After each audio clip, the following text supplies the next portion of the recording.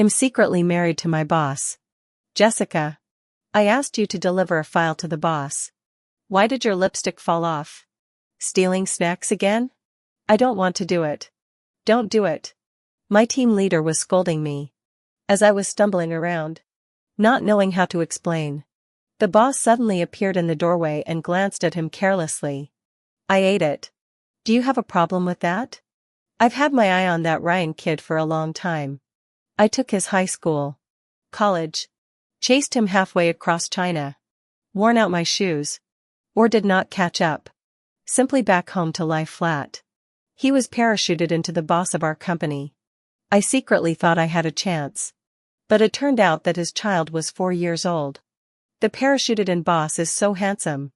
With a boss like that, I'd love to work overtime with him every day. It's just a pity that he's divorced and has a baby. Once Ryan arrived, the girls in the office instantly set off a frenzy.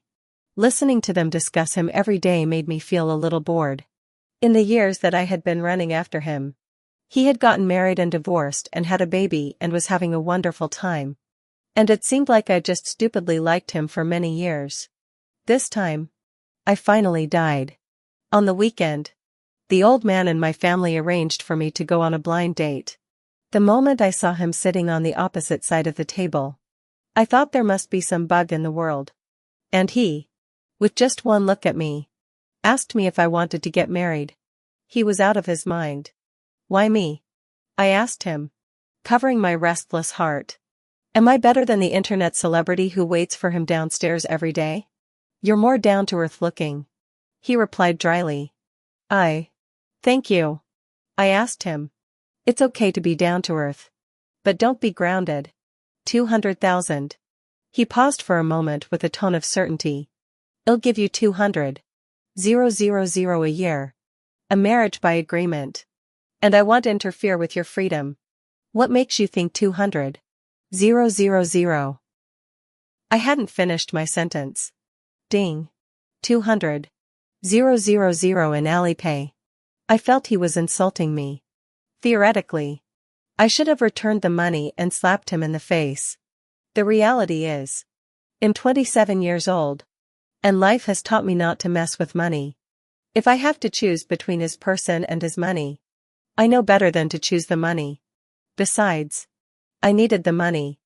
I grit my teeth and said softly, okay. He and I got married. It took less than an hour to pull the license and do the paperwork. He handed me a marriage agreement. All I had to do was to help him pick up the kids from school every day and play the role of a qualified stepmother. But there was a caveat. Our relationship must not be publicized. Especially in the company. I get it. He is paying for a nanny to take care of his child. 200,000 a year to be a nanny. This salary is indeed a bit unsatisfactory. But thinking that I can still see a beautiful man up close, I reluctantly accepted. On the first day of our marriage, he flew out of town on a business trip. I've got 2 cottages in Eastridge and West Hill. So take your pick. When he was leaving, he sat in the back seat of the car, looking cold. To be given to me? I was a little nervous. I have never seen a villa in my life. Is the property fee high?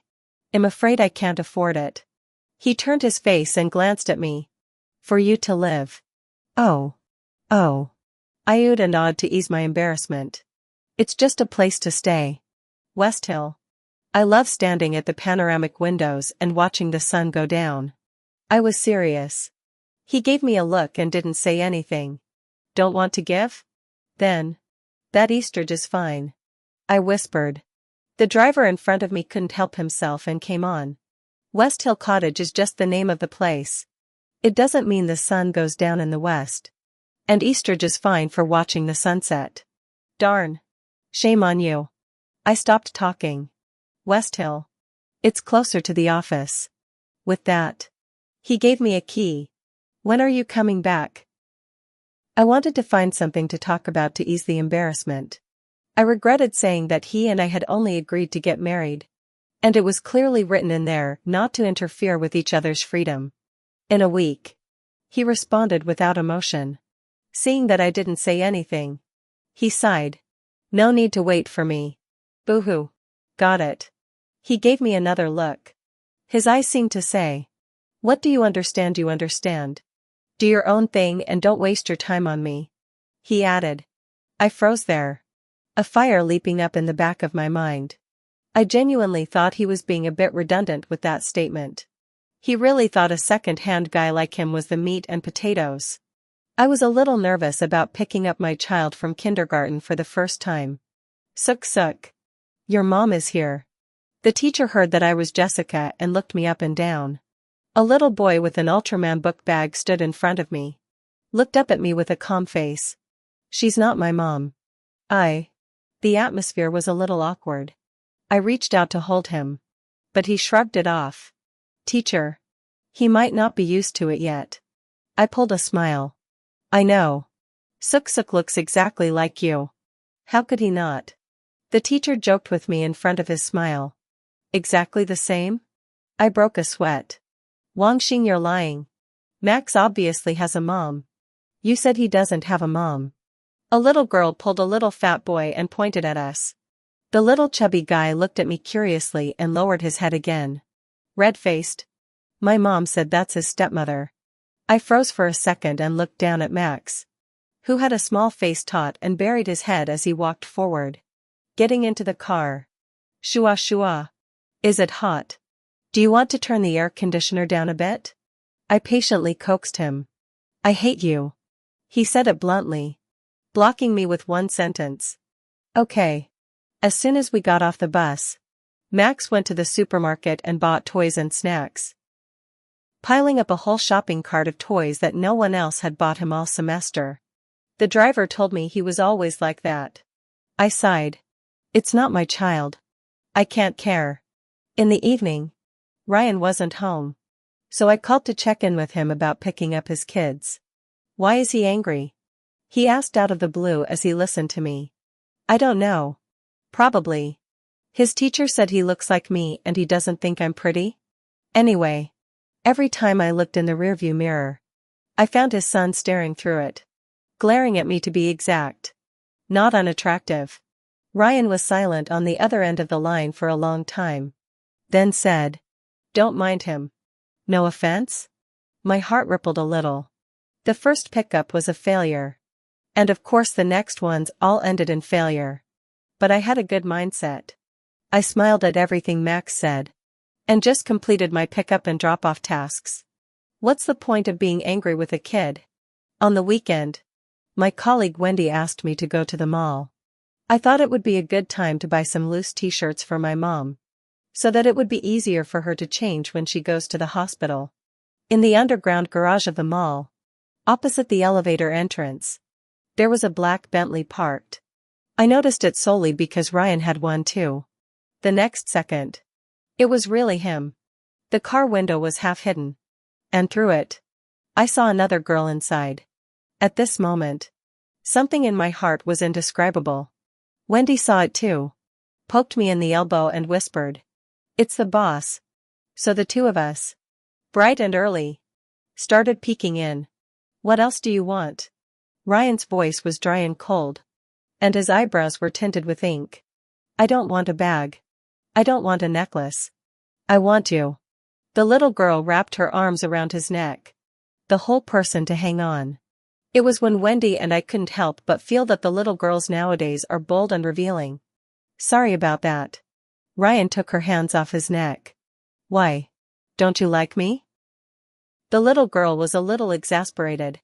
"I don't like disobedience." Ryan pushed her away detachedly and inclined his head, signaling her to get out. "I can listen." The little girl got completely antsy and hugged him for a kiss. Just then Ryan suddenly looked up and saw me, watching the fun. I couldn't avoid my gaze in time and was so embarrassed I couldn't breathe. He looked at me for several seconds. His color hard to discern. Deleted my contact info. He retracted his gaze. Looked down at the body of the unrelenting girl. His face immediately sank. "Don't be a bitch." The girl can still bear carrying the bag. Crying off. Wendy and I hurriedly pressed the elevator.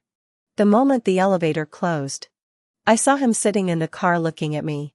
I can't read the emotions in his eyes. Like he wants to explain.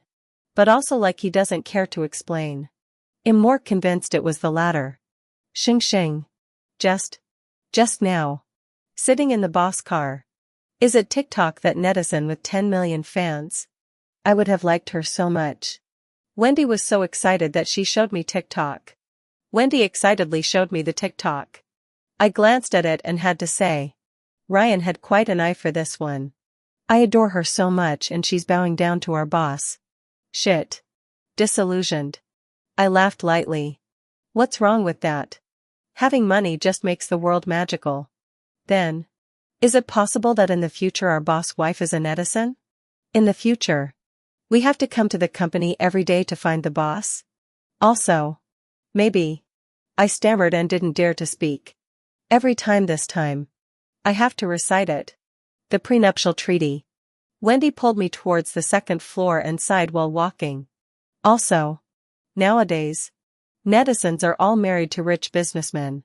I didn't expect that a man as rich, faceless and charming as the boss. The one he likes is also a netizen. In fact. That netizen is also earning. When stepmother are earning.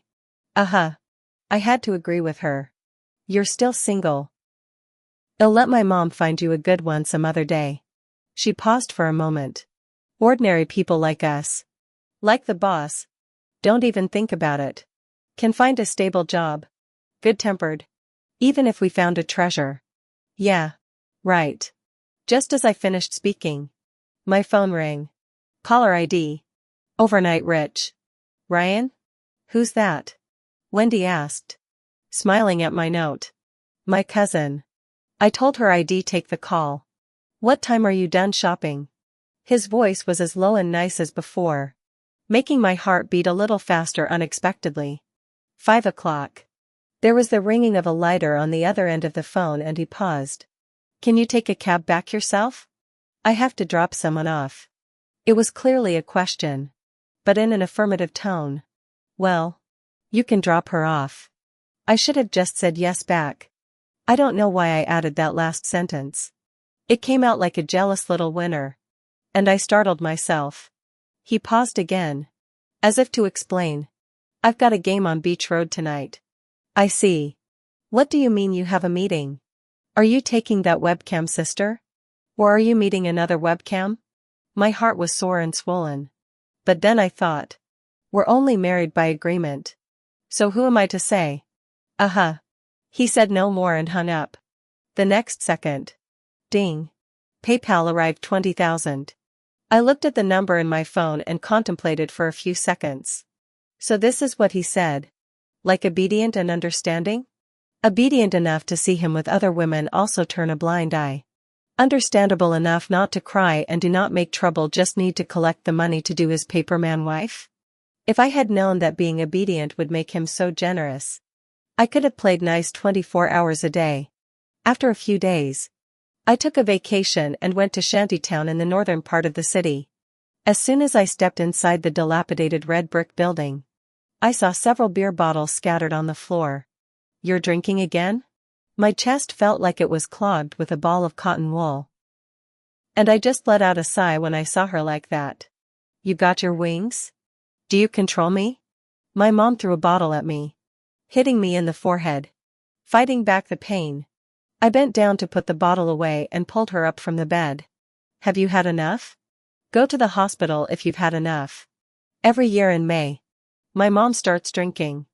And I know she's thinking about my sister again. No. I don't have the money. My mom shook me off and went to the bathroom to wash her face. I called her a cab, shoved her in, and took her to the hospital. She looked at the bill and again wanted to throw it in the trash and walk away. I have it. I showed her my cell phone balance. You went and sold it? She looked at it and her face plummeted. I really thanked her for her loud voice. A ward full of people looking at me with strange eyes. I huffed backward. Can't I be earning? She looked like she didn't believe me. Hospitals are just scams. Your mom and I are too lucky to die from this disease. I was embarrassed. But I knew why she was like that. It's because she cares about money. She also wanted to live nobly and gracefully. But life always dealt her a heavy blow. Come back to me when you're off the operating table and tell me you're lucky to be alive. I stopped caring about her and went alone to get everything done. The operation was scheduled for 8:00 p.m. The dust had settled. The dust had settled. And she finally stopped making a fuss. She said, "You're 27 years old. Find a good man and get married. I don't want to serve you anymore," she suddenly said to me before she was wheeled into the operating room. She had never spoken to me in such a deep tone before. And it sounded like a farewell. "Don't even think about it." I was annoyed. "You're such a person." My mom was furious. "If you don't like it, you can jump off the operating table and argue with me later," I said in a bad mood. Sitting on the bench outside the operating room, I was a mess. Ryan was a blind date introduced to me by my grandmother, who said he was the grandson of my grandfather's comrade in arms and asked me to go on a blind date. She didn't know that Ryan's family runs a company and is not generally rich. And he was afraid that he was just going through the motions when he agreed to go on a blind date on someone else's side. As for the matter of flash marriage, I do not want to tell my mom. She will play what idea. My heart is very clear. Think of the last words my mom said to me. "You have a sister, 2 years older than you, called Lily. In the United States XXX. If I cannot get off the operating table, you go to help mom see her. Her photo and address are in my WeChat favorites." This was the first time I had ever seen a photo of my sister.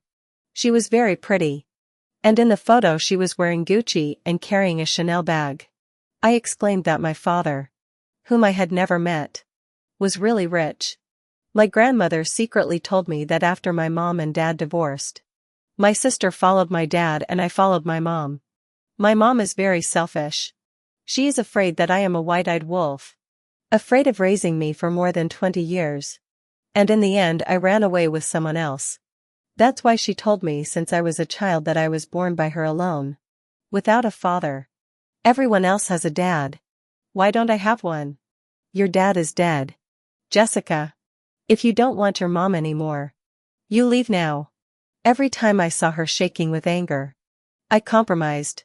If he's dead, he's dead. Why are you so angry with a dead man? I comforted her. The heart stent surgery took longer than I expected. I waited outside. And it was like years. After about an hour, the doctor let me in and told me that the catheter was in. That 2 arteries were 90% blocked. And that I should decide which option to use. Both options have their advantages. And the price difference is huge. Are you the only one in the family? Uh-huh. I didn't know much about it. But when I saw my mom lying there, my heart tugged at my chest. I want the most expensive material. I didn't even think about it. So I just followed the doctor's instructions and signed. My palms were so sweaty that when I held the pen, I couldn't even write my name. After signing and going out, my whole body felt like floating in the air. Very unsteady. This was the first time I had ever made such a big decision. I always thought I was independent enough. Independent enough to not need anyone. But as I signed my mom's surgery plan, I realized how terrible loneliness was. So terrible that it easily consumed to my will and made me feel endlessly helpless. What if she does die? I didn't dare to think about it. She had a really bad temper. Smoking. Drinking. Playing cards. Everything. When she got angry, she'd hit me. Scold me and tell me to get lost. Where would I go? But even if she is not at all like a mom, she will still be in the middle of the night when I am sick with a high fever, stepping on slippers to carry me to the clinic. Others said closed not to see. She can stand in the doorway. And noisy. Noisy. Noisy. Until someone else to give me medical treatment. Even though she is not like a mom at all. She still bites her cigarettes when I am bullied by my classmates and has to fight with their father. Thanks to her.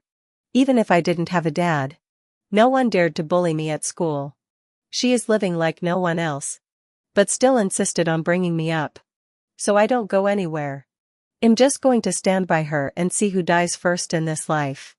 After sitting for a long time, my hands were a little wet. I reached out and touched my eyes. only to realize that I was crying. I thought about rushing to the bathroom to wash my face. Running around the corner, I saw two figures flanking me. It's only been a few days. You dumped someone again. And pulled the plug. How desperate. A doctor in a white coat chuckled. Heh. The man in the suit grunted lightly and didn't say anything. Everyone is betting on who the next netizen to appear beside you will be. Switching around. What kind of one are you looking for? Young Master Yang. No more games. The man came calmly. The familiar voice drilled into my ears all of a sudden and I winced. Ryan? I froze in place. What was he doing here? It's really rude to eavesdrop on people. But they were moving too fast for me to dodge. And I was in a dilemma. No more games? The doctor looked surprised. How come young Master Yang is going to change his ways? Ryan didn't say anything. Just smiled. Then spat out. The old man introduced one. A blind date? The doctor looked even more perked up. You Ryan are going on a blind date? Without waiting for an answer. Ryan had settled in front of me. I stood there. Looking up at him. Just in time to meet his gaze on me. And suddenly didn't know where to put my hands and feet. The doctor also saw our strange stare and stopped. Acquaintance? He asked. Boss. I called out to him ahead of him. Oh. An employee of your family. Ryan didn't answer him. He just looked at me. And then behind me. At the end of the hallway. In the operating room. Why here? Accompanying someone in surgery. I subconsciously didn't want to tell him that it was my mom. He looked behind me at the door to the intervention room and frowned slightly. Are you alone?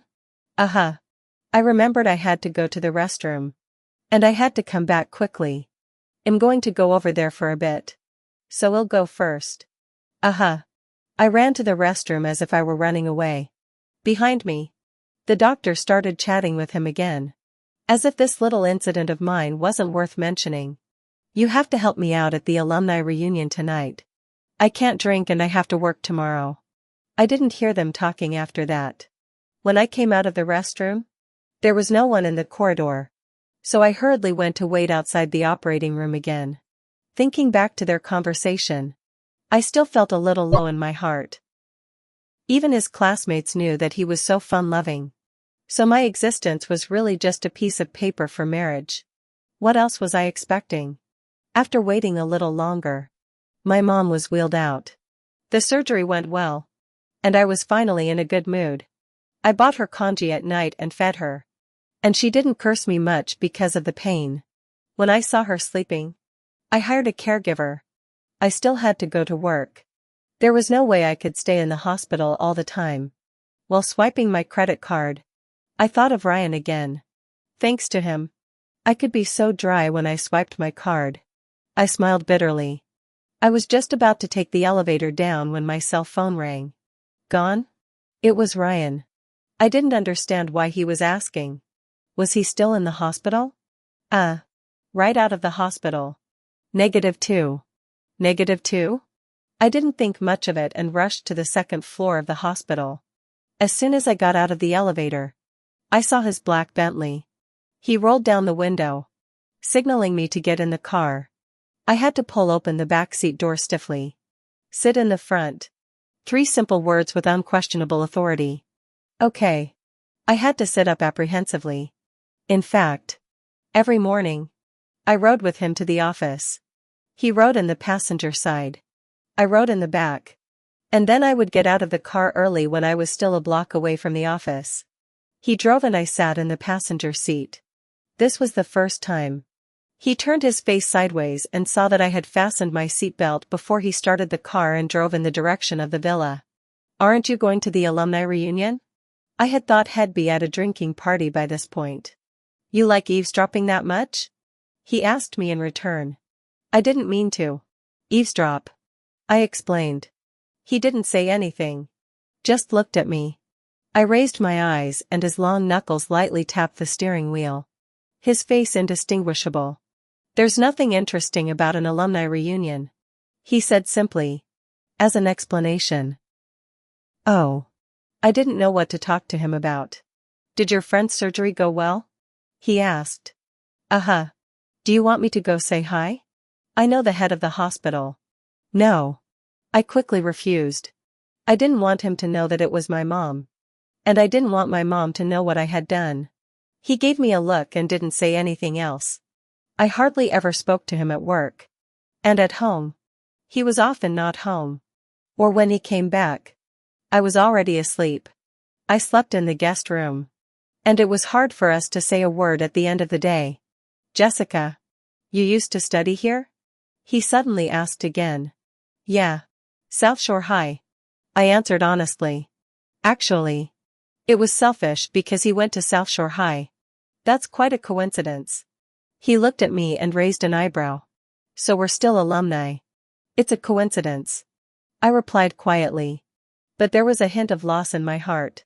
Of course he didn't know that I got into South Shore High because of him. But by the time I got in, he had already left for college. So have we met before? Hearing him ask that, my heart stuttered. He remembered me? Seeing that I didn't answer, he gave me another sideways glance and smiled. I don't think so. I just stayed here for a year. Only my senior year. I didn't say anything. I just knew for a fact that he didn't remember me. He only stayed for a year and only saw me once. And I had seen him a million times. In front of the school. There were always girls around him asking for WeChat. In the playground. There were always girls offering him mineral water. I wanted to go and say a word to him. But I didn't dare to get close. Thinking about this, I smiled bitterly at the corner of my mouth. I guess so. He didn't say anything more and continued driving. I was silent for a long time and finally couldn't help but ask him. Boss? I want to ask a question.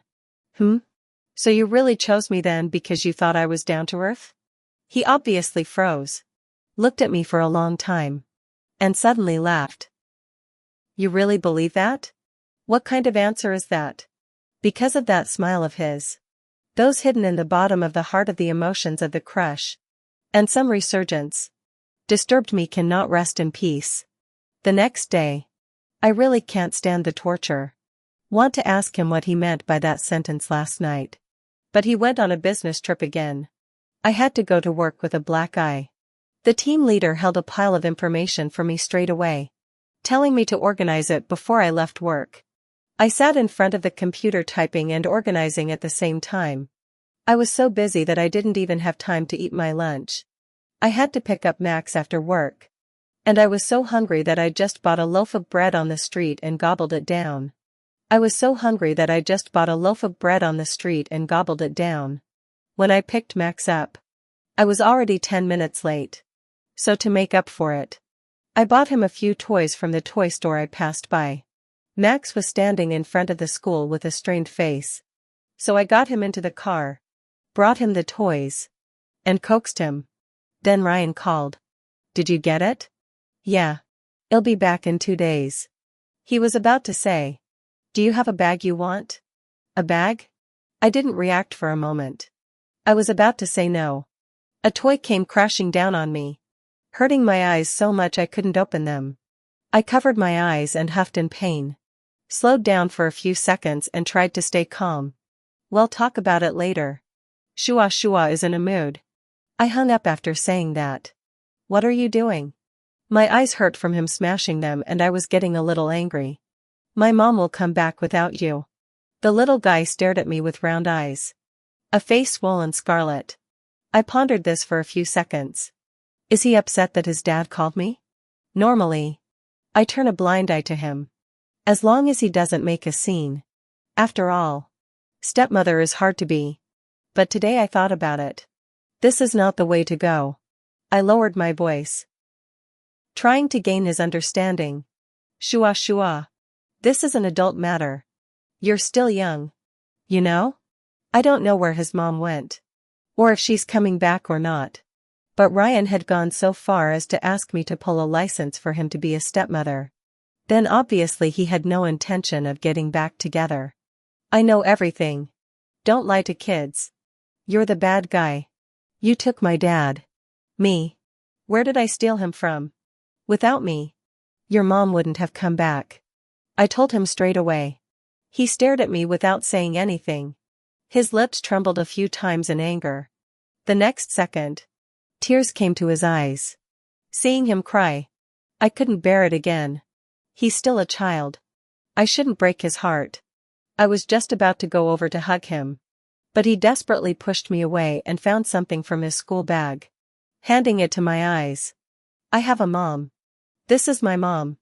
My mom will come back for me. He stubbornly insisted on showing it to me to prove that he was right. I was a little heartbroken. When I got a good look at the person in the photo, my head suddenly went blank. Because on the photo was my sister, Lily. I opened my mouth to say something but couldn't make a sound. Only felt a cold sweat gusting behind me. Is this your mom? I asked him for confirmation in disbelief. Yes. My mom is 100 times better looking than you. He proudly picked up the photo. I was suddenly not in the mood to argue with him. I couldn't figure out how he could be my sister's kid. I couldn't figure out even more. How could Ryan's ex-wife be my sister? I wanted an answer. But was clueless. It was like my soul had been drained. When I got home, Max was finally in a better mood. My aunt took him to wash up. And I lay in my room, my whole body still in shock. I thought so much. I thought of my grandmother telling me that my sister had followed that father of mine to live in America. I thought about my mom hanging on to my sister, whom I had never met, before she was wheeled into the operating room. I think Ryan asked me if I wanted to get married the first time he met me. I thought about how my kindergarten teacher said that Max looked like me. He doesn't look like me. I look like my sister. I even doubt that every time Ryan suddenly speaks to me in a gentle tone, it's to me or to my sister. I also doubt that every time my mom gets drunk and full of tears and cries that she misses me, she's thinking of me as her sister. What about me? What does it mean to exist? Is it an accident? Or someone's temporary double? A shadow? The world is overly magical. There were a lot of questions in my mind when Ryan texted me at night. Suk is asleep? Nothing happened just now. Right? Just a little bit of a tantrum. His communication with me every night was limited to asking about the kids. I was like a robot he hired to report everything. I thought that was the end of it. I'm going to a designer bag fair tomorrow. Take a picture of your favorite bag and send it over. I thought for a second and laughed again. See, he and I were just hired. When I'm obedient, he pays me generously. When I'm good, he even buys me a bag. I'm just one of his many women. Or the cheapest one. No. I'm sleepy. I'm going to bed first. I replied to his message coldly for the first time. I felt like I'd chased him for so many years. Licked enough. And ended up with nothing and his and my sister's baby. I'm miserable enough as it is. And you want me to put a hot face on a cold ass? Ruin it. I'm done. I wiped my eyes after posting that and cried while taking a shower. Cried enough and went to sleep blindfolded. The next day, I went to work as usual and picked up the kids as usual.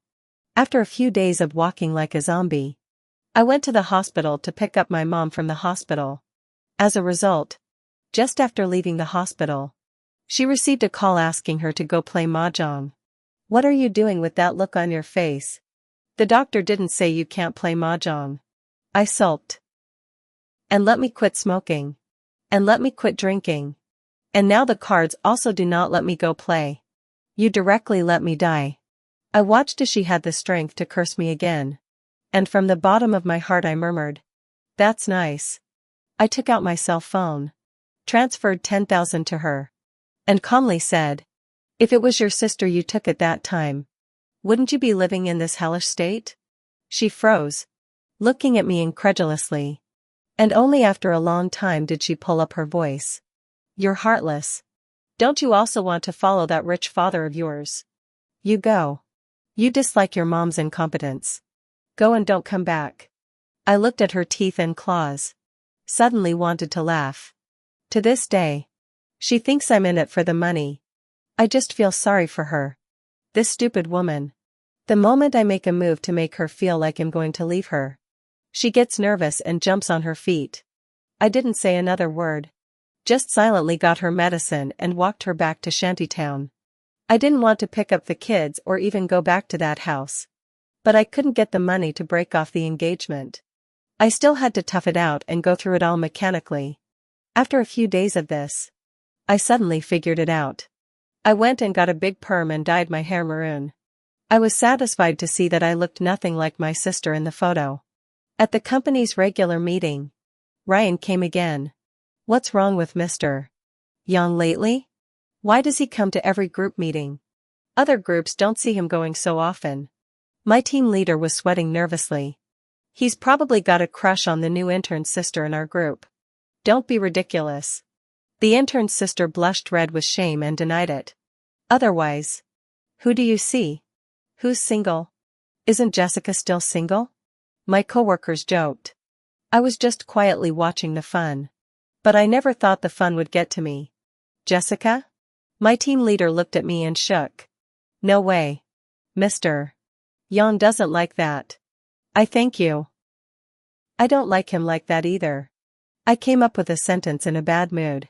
Just as I finished speaking, the conference room was suddenly silenced. Then a tall figure walked past me calmly and sat in the front seat. Ryan. I was a little annoyed how he heard me. But then again, it was kind of cool. He can do what he likes. Sis is out of the game. The person who gave Ryan his presentation today was my coworker. While my beautiful colleague was speaking passionately up there, he was always staring at me. Why are you staring at me? I buried my head and ignored him. When my coworker finished, the room suddenly quieted down and we waited for him to comment. But then he said, "What's wrong with your face?" I buried my head, looked up and realized that everyone was looking at me. I then remembered that I had a band-aid on my face. I accidentally got it from eyebrow trimming. I finished. And the atmosphere got even more awkward. Everyone was looking at the two of us in shock. The beautiful coworker who was standing in front of us to talk about the program was even more embarrassed to the extreme. He, however, withdrew his gaze with a calm face. I don't have any comments. The team leader finally breathed a sigh of relief when he heard this. After the meeting was over, everyone asked me what was going on with Ryan. I don't know. How would I know? I played dumb. I don't understand him either. He's trying to screw me over on purpose. In front of all these people. Go sign this document for Mr. Young. My team leader walked up to me. I don't even want to go to him lately. He comes to the regular meeting every day. My heart is not good anymore. I'm not going. I'm leaving work. I refused outright. You're not going? Then do you want to get off work? Or do you want to get laid off? Darn. I'll go. I took the file and gritted my teeth and went to his office. He had his head buried in his papers. It was business as usual. Except when he was signing the papers. He suddenly said, "Nice hair color." I froze for a moment. You like it? He was probably baffled by my question and took a few seconds before saying, "It's okay. Well, I'll change the color some other time." He froze. I grabbed my papers and left. When I picked up Max in the evening, the teacher assigned him a craft project. I squatted next to the coffee table to help him. He was relaxing and watching cartoons. He's always been at odds with me. But since I've looked away, it's become a well with him. I pick him up every day. He doesn't talk to me and I don't talk to him. He wants to buy toys.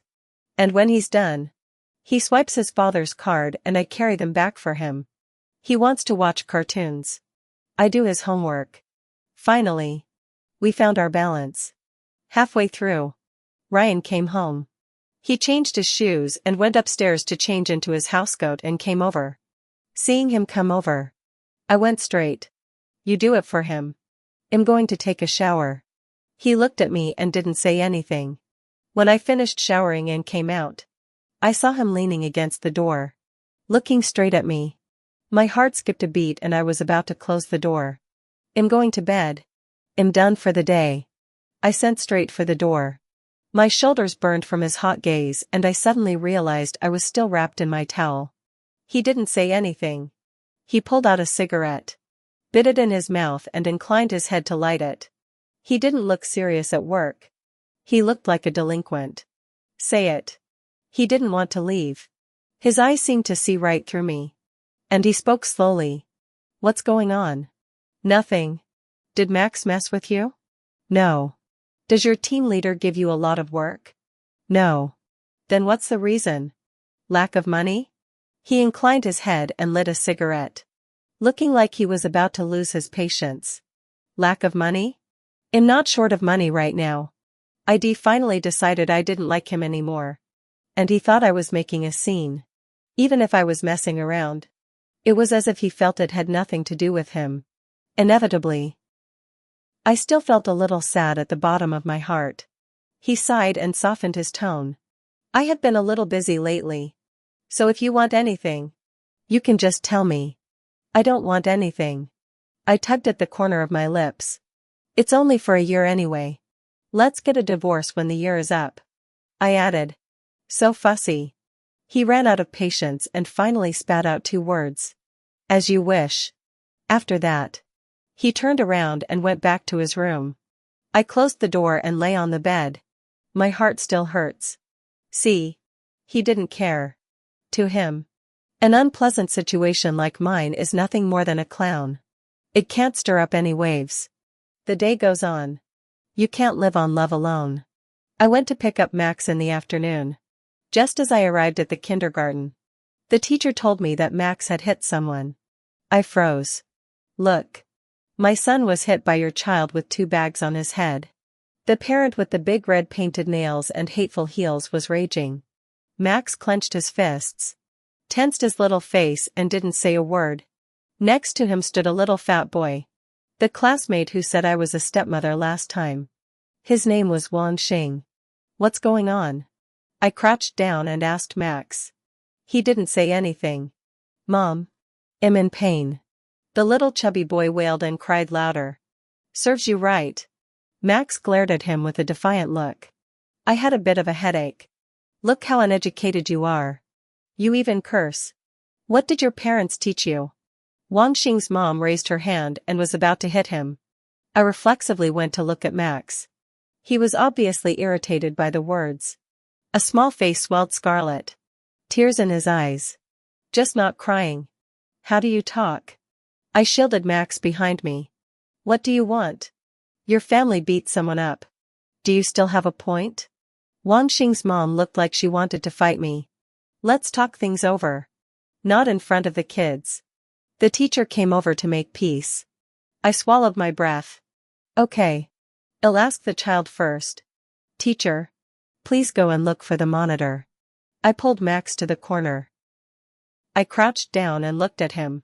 His small body stood straight. How he didn't say anything. I sighed and pulled his hand. Okay. Don't be afraid. If you didn't hit anyone, let his mom do whatever she wants. It can't move a finger. If you really hit, me'll carry it for you. And when you're willing to talk to me again. I cannot get an answer here. I give up. If you really hit someone, apologize or play grandchildren or I admit it. I was about to stand up when I heard him say softly. I don't have a mom anymore. My body froze and I looked at him steadily. I don't have a mom. He repeated the sentence again. And just as he finished it, bean-sized tears rolled down his face. The words hit me so hard I didn't know how to react for a moment. After a second, I suppressed my emotions and went to take his hand. Why would you think that? Your mom just isn't available to come and see you for a while. She's dead. He raised his hand and wiped his eyes, trying not to cry. But the tears wouldn't stop. Dead? My heart was hit hard and I suddenly thought of myself as a child. Back then, every time I asked my mom where my dad was, she always said he was dead. And my mom was so bad-tempered that she would beat me if I asked more times.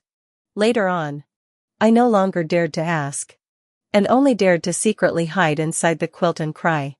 When I thought of this, my nose turned sour and I couldn't help but hug his small body. Who said that?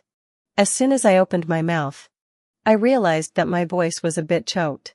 Wan Xing. He couldn't hold it back any longer after he finished speaking and cried out on my shoulder. I hugged him, feeling his small body trembling with sadness.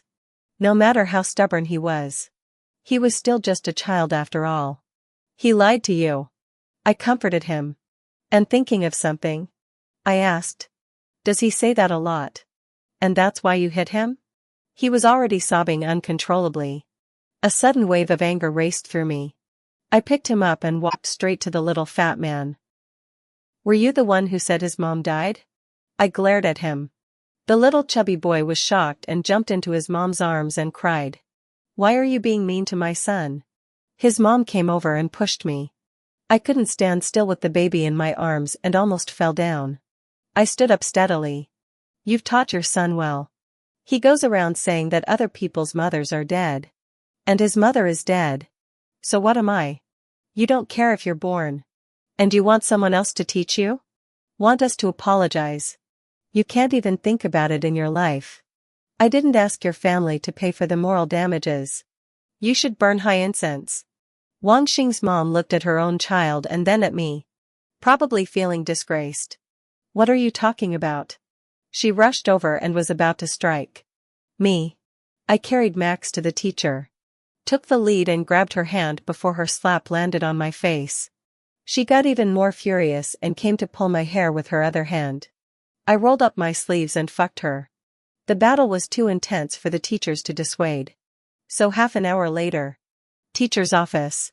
Ryan was sitting across from me with a pair of eyes so deep they couldn't be seen. And the teacher was talking about the whole thing while he kept looking at me. Looking at me for what? I tilted my head. I just wouldn't admit defeat. Apologize. It's impossible to apologize in this life. After hearing the teacher's words, Ryan calmly spoke. Surveillance forensics. On-site forensics. Give it to my lawyer. If we need to pay compensation, well, double it. But if anyone bullies Max and my guys at school, sorry. Lawsuit to the end. We'll never compromise. We watched the CCTV and found that Max didn't hit anyone. It was the little fat guy Wang Xing himself who came to push him. And instead of pushing him, he fell down himself. That red nails look. Blossomed. Compensated for the smile. Oops. Children fight with each other. It is normal. There is no need to fight the lawsuit. The teacher, you say? Finally. Under the coordination of the teacher, Wang Xing and his mother took the initiative to apologize.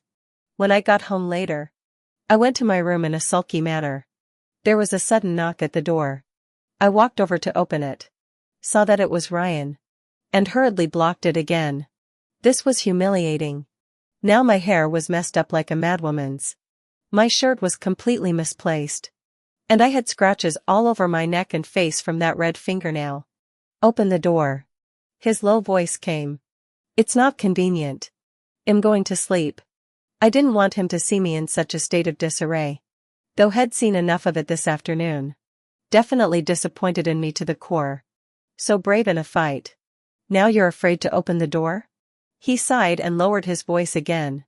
Open the door. Let me see. I had no choice but to open the door. And then turned around instantly and headed for the bed in a funereal manner. He came over as well. Pulling up a stool and placing a medical kit on the floor. And just looked at me. Head up. He said in a low voice. I didn't move. The next second. Long fingertips lifted my chin. And I met those eyes of his at once. And my heart couldn't help but be in turmoil for a few moments. Still fighting if you can't win? He stared at me. Who says she didn't win the fight? She's tough enough. I wasn't willing to show weakness. That red nail was just as strong as a manicure. He looked at me and couldn't help but smile when his face was still serious. He must have been laughing at me. Pissed off. I pinched my finger. As a result, he opened the medical kit and carefully sterilized and medicated me with cotton swabs. His movements were so gentle and his breath was still so close to me that I was a little uncomfortable and leaned back to pull away. Ouch! He stopped moving. It doesn't hurt. Then why are you fidgeting? After he said that, he reached out and pulled me closer to him. I held my breath. not daring to move. It was as if I was under his spell. And I obediently did whatever he told me to do. Where else did you scratch? He asked me again after he finished treating the wounds on my hands and face. Here. I ripped my shirt off my shoulders. He froze there, noticing something in his eyes. I pulled my shirt on as an afterthought and my face whooshed red. I was actually wearing a camisole under my shirt. And while it wasn't much more revealing, it did show a bit of my back. I'll do it myself, I said with a red face. Turn around. He sank his voice, his tone not to be trifled with. It's not convenient. We're getting ripped off. A cold touch on my back came. No need to be shy. I'm not shy. Why would I be? I'm not. He applied it gently and suddenly stopped talking and moving again. I was about to ask him what was wrong when I suddenly remembered the tattoo on my back. And it was killing me. What's the tattoo? It's just some flowers. My heart was about to jump out of my chest. Ryan tree flowers? Me. I was completely lost. What are you writing this for? Just young and like. When I was young, I liked him. Quite good looking. Not long after. The cold touch slid along the contours of the petals in a circle, provoking goosebumps all over my body. He withdrew his hand, didn't say a word, and silently finished dressing me and pulling my shirt back on. I don't know what he was thinking, but he suddenly squeezed my fingers. It's quite thin. He stared at my ring finger and measured it with his own. I shrank my hand back in shock. General. I'm sleepy. I'm going to sleep. I was inexplicably afraid of what he would suddenly do again. Fighting and tattooing.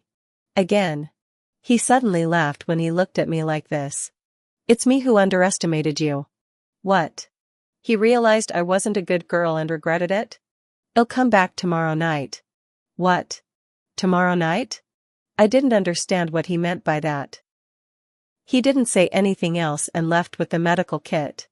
The next day at work, I was a little distracted by the things I had on my mind. I thought about what he said and did last night, and began to falter again. Crushes like this. Obviously resolved to say goodbye. Obviously said that this life do not like him. But he's slightly tender to me. Say a little let me misunderstand words. I began to think again. I remembered the acacia flower tattoo on my back and thought of that teenager again. It was when I was in elementary school. And one day after school I went to the mahjong parlor to look for my mom. I waited until very late. My mom was not willing to go. I had to take the key to go home by myself. I ended up being tailed to the alley by one of her poker buddies. The man wanted to make a move on me. I was scared out of my wits. Bit him and ran. A group of students passed by at the mouth of the alley and I yelled. Only one stopped. I rushed over and jumped into his arms. He didn't push me away. Big brother. I've met a bad man. I cried, begging him to help me. He shielded me behind him and gently told me. Don't be afraid. I'm here. The man saw someone and slipped out of the alley. He took me back to Shantytown. Are you home alone? Where are your adults? He glanced at the empty house and frowned. My mom didn't come back from her mahjong game. I hadn't slowed down yet and was shaking all over. He didn't say anything. He just patted my shoulder. Don't be afraid. I'll wait outside until your mom comes back. He pointed to the Ryan tree by the door. So he took his cell phone and stood under that Ryan tree for hours. Every time I woke up from a dream and went to the window, he was standing there. The moonlight was on his face. And his shadow was stretched out so long under the tree. And that elongated shadow was like a light shining into my dark life. That night my mom didn't come home until close to dawn. When I woke up, Ryan was gone under the tree. I picked up his school license plate in the house and learned that his name was Ryan and that he was at South Shore High. From that moment on, I had a stubborn dream of getting into a school like his. I studied hard in Shantytown, away from the naughty kids, and got into South Shore High, only to read in the outstanding graduates that he had gotten into Hainan University again. I started studying day and night again and got into Hainan University. As a result, He went back to graduate school and ended up studying in the United States. He could not have known me in his life. I hid his school license in my diary. However, he got together with my sister and had a baby with her. He will never know about the dark corners I hide in and my unseen crush. The thought of it made me gasp a little at the sourness of my heart. I also panicked a little at the thought of Max saying yesterday that my mom was dead. If that's the case, how sad would my mom be? After thinking about it for a long time, I managed to make it to the end of the day. So I decided to find him and ask him about it. When I got home, he was surprisingly present for the first time. I knocked on his study. He opened the door. "What's wrong?" He stood in the doorway looking at me suspiciously. "Did you marry me because I look like someone?" I gathered my courage and opened the door. He froze for a second, looking like he didn't understand. "What's the fuss? Be good. I'll meet you in your room later." He wouldn't say. Was he weak-minded? But that mystery was weighing on my mind and I didn't want to wait any longer. "If you're just using me as a tool to pick up the baby, or a stand-in for someone to make me behave as a machine, I'm sorry. I can't do that. You'll have to hire someone else." I asked ironically. "Speak clearly. What tool? What double?" Behind him suddenly came a voice of an old man who had become a vicissitude. Then a white-haired old man with a cane walked out. I was startled. Ryan rather helplessly reached out and pressed his forehead, and softly said, "My grandfather." "Grandpa? I didn't have one." "Call Grandpa." He gave me a wink.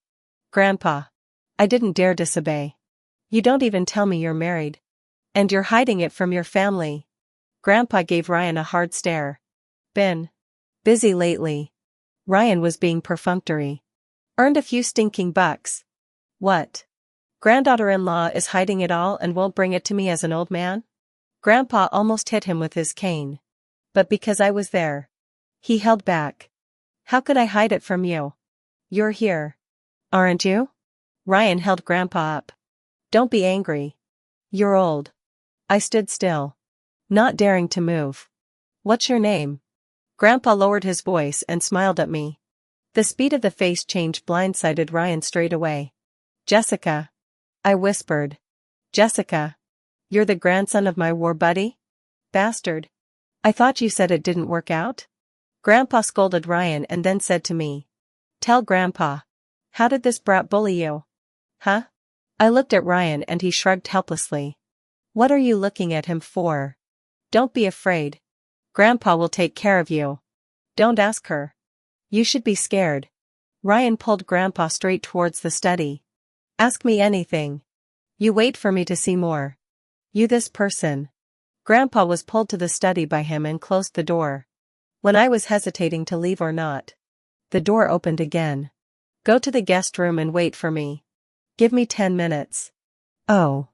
I nodded. "You brat. Did you have a fight? Why do you still let people sleep in the guest room?" Grandpa heard it again at some point. He roared. I fled in fear. 10 minutes passed and he came knocking on my door. His tall body leaned against the doorframe and looked at me, good-natured and amused. "Tell me, what's the newfangled farce of stand-ins? Favorites? And all that? Isn't it?" I retorted in a small voice. "Marriage by agreement. How many times do I see you in January? How many times do we talk? How many times do we talk about anything other than your child with another woman? All I have to do is take care of your kids while you're having a fling with another woman. Isn't that right?" He visibly froze. And after a moment of silence, he smiled again. "It's not like I can't give you a substantial marriage if you want it." I was speechless at this. My heart skipped a beat. "You're overthinking it." But he didn't change his face. "You asked to sleep in the guest room. And I didn't lock the door to the master bedroom. I'm going to be pissed off. What does he mean? He thinks I'm making a scene because I want to sleep with him?" I was so angry that I wanted to retort. But I couldn't think of anything at once. So I was taken hard. "I don't have a favorite. Not before. Not now." He paused, his eyes falling on me. "Does it count?" "I don't have an answer for you at the moment." "Does he lie without blushing?" What about Suk's mom? Haven't you ever liked her? I asked him directly. What's she got to do with it? He asked. Of course it's her business. She's my sister. You had a child with her and married me. What do you take me for? Just thinking about it made me so aggrieved that I wanted to shed tears. He fell silent, looking in a bad mood. Lily is your sister? Yes. He stopped talking completely. I'm taking you somewhere for the weekend. Throwing those words down, he turned around and left.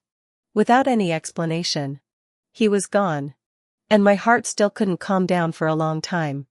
Lying on the bed, I was thinking. Just really should return his sentence. Other people slept with the man. I do not care. Yes. That's right. Why didn't I think of it at that time? I was even more pissed off. It was days before the weekend and I was tortured every single day that I didn't get an explanation. Was he debating how to show me his cards? He must be. The thought of having a showdown with him and leaving the house made me sullen. The next day. Jessica. Did you and my dad have a fight?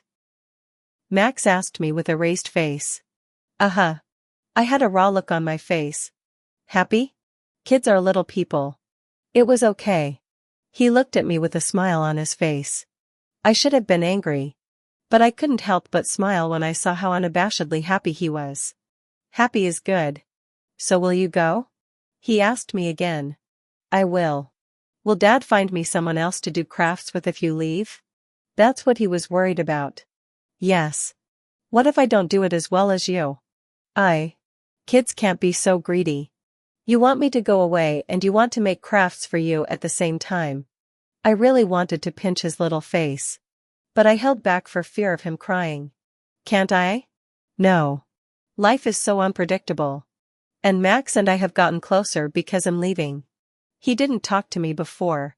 But now he talks to me a lot. Later he often asked. Jessica. You and my dad didn't make up. Did you? Jessica. You're actually very pretty. You don't have to be attracted to my dad. Jessica. If you ever miss me, you can come visit me at my kindergarten. Jessica. Call me Auntie Kong. Jessica sounds better. Yes. He keeps calling me by my first name. It's almost infuriating. Jessica. My dad is back. Go to your room. He got up alertly and pushed me with his fat hand. Me? Aren't you out cold with my dad? He asked me in all seriousness. Does the Cold War mean I have to hide? But whoever talks first loses. I wanted to laugh at his serious little face. I don't know where he learned these theories. But I really didn't want to see Ryan and went straight to my room. When I got back to my room, I heard voices coming from outside. Dad. It's no use going up there. Jessica won't pay any attention to you. Oh? What did she say to you? Dad. I heard her talking to someone else. A guy. There was no sound. I froze. After thinking about it for a while. I guess the team leader called me and Max overheard it. And the kid was so weird that it got passed around. I wanted to explain. But on second thought. There was no need. In the middle of the night. I was sleeping in a daze when someone suddenly pulled my hand. It was Max. What's wrong? I hurriedly got up and hugged him. Jessica. Why don't you stay? He asked me hesitantly. Why are you in your pajamas in the middle of the night? Get up here. I pulled him onto the bed and he dove into my arms. Jessica. I don't think my mom is coming back. He hugged me and cried again. If you leave, I won't have anyone to fight for me. Oops. I went soft in the end and reached out to gently touch his head. Good. Good. I will not go. Sleep. The next day at work. I just walked to the curb. According to common sense. This time Ryan should have already gone. As a result. A black Bentley just stopped in front of me. Get in. He rolled down the window. I stood there. Pretending not to hear. He looked at his wristwatch and lowered his voice. Half an hour to go. It's hard to get a cab here. Get in if you don't want your team leader to catch you late. He won't. I smiled my face at him. The next second. I got into the team leader's car. Jessica. The next time you come out this late, you'll be laid off. My team leader glared at me in anger. Yes. I was running late. I asked for help in my group and my team leader came around a kilometer to pick me up. Team leader. Don't be mad. I won't be late if you are here. I flattered him. He looked much better. I went to the office and had another meeting. Ryan was there again. What's wrong with Mr. Young lately? Why is he paying so much attention to our group? Is he trying to promote me? My team leader was frowning again. Is it possible that he's trying to target you? A colleague said. Get lost. My team leader was furious. Help me. He just sits there and I forget my words. Me too. A regular meeting is worse than a prison sentence. Don't you like to see handsome men? I'll let you have your fill of them. Can't you handle it? Handsome is handsome. But you have to have a life to look at them. My colleagues complained bitterly. In fact, I was a bit depressed too. I felt that he was targeting me. Because at the meeting, I saw him looking at me every time I looked up. This time, I didn't bother to hide, and gritted my teeth and looked straight back. In this way, my colleague was speaking feverishly up there, and my eyes and his were fighting silently in the air. In the end it was he who lost the battle, lowered his head, and suddenly laughed. Laugh what laugh? Obviously I won. But he laughed so much that he lost his temper. The next second. Ding. PayPal arrived 5,200. There is also a message attached. Take a taxi by yourself and don't get into another man's car. The air suddenly froze. It's because I set up a voice reminder to collect the money. Now, everyone in the conference room knows that I've received 5,200 from Alipay. In an instant, everyone's eyes were all on me. I saw a few colleagues casting sympathetic glances at me. My team leader stood up, shaking with anger. Jessica. He wanted to slam the table. But in spite of Ryan's presence, he gave it a gentle slap. He lowered his voice. How many times do I have to tell you to mute your cell phone for a meeting? I'm sorry. I admitted in a second. I was wrong. I stood there, not knowing what to do. Mr. Young. I'm sorry. It's just a minor incident.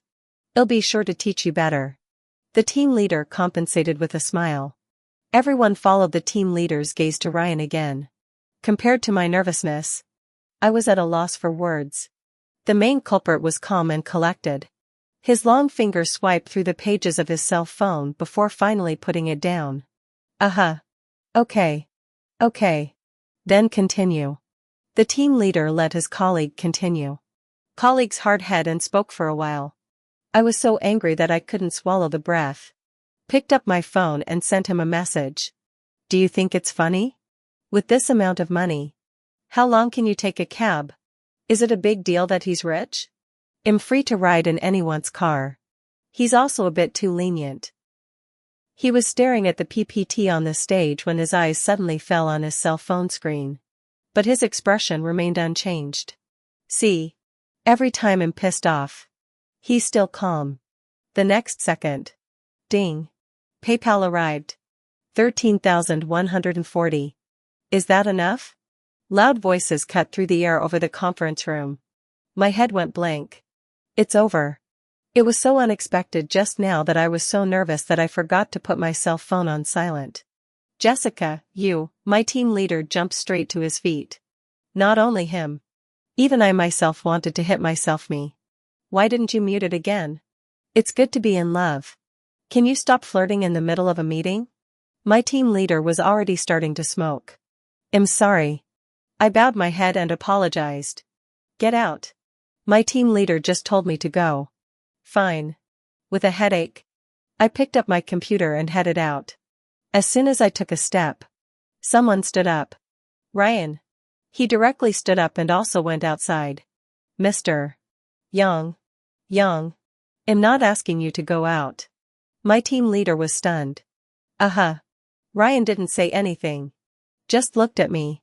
You guys keep driving. I have something to do. After that, he left the office without looking back. I went back to my workstation. A little annoyed. I didn't know what he meant by teasing me like that. It was obvious that what I needed was an explanation. But he refused to say a word. Take a vacation from your team leader. He suddenly walked up to me. What for? I looked up at him. We hadn't actually spoken in days. And I even felt like he was avoiding me for the past few days just so he wouldn't have to explain himself to me. He looked up at his watch and smiled. It's a 6-hour drive. So we can leave now and still make dinner. Where to? He stared at me. We'll see when we get there. It's a pain in the ass for me to take time off. The team leader doesn't always approve it. I make excuses. But it's really a gamble. Do you want me to do it for you? He asked me back. That's not necessary. I pulled a smile. So as soon as my team leader came out of the meeting and was about to scold me, he learned that I had to take a vacation. Jessica, I think you've really gotten carried away with relationships lately and you're taking time off to fall in love? He was so angry that he stuttered. Being in love is important. But work comes first. Uh-huh.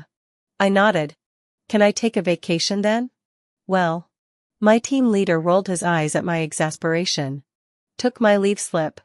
Swished and signed it. And threw it at me. Don't let me see you again today. Okay. See you day after tomorrow. I pulled a big smile at him and slipped away. Ryan drove the car. A 6-hour drive. And Max and I both cuddled in the back seat and went straight to sleep. It wasn't until dark that the car pulled into a suburban courtyard house. As soon as we got out of the car, Max ran in, screaming, "Grandpa! Grandma!" I froze. Is this Ryan's old house? The two people inside are his mom and dad? I was lamenting that Ryan's mom and dad's house was a little too plain. When he had already pulled me in. Let's go. The first time I was held by him. His palm was so big that my hand was only a tiny ball in the middle of his palm. Feeling his body heat, my heart started to beat faster. He held me and brought me into the courtyard. As soon as I entered, I saw two old men hugging Max with joy. Wifey. Xiaoyang is here. The men saw me and froze for a moment. Then looked at Ryan. And this is? Grandpa. Her name is Jessica. She's my new mom.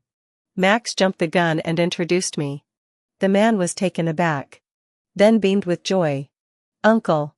This is Jessica. My wife. Ryan introduced me solemnly. Uncle? I was confused by the title. The seated woman stood up and groped her way towards me. You're married. Ah. Quickly. Let Xiaojiang come in and sit down. That's right. It's groping. Her eyes. As if she could not see. Good. Ryan pulled me into the inner room.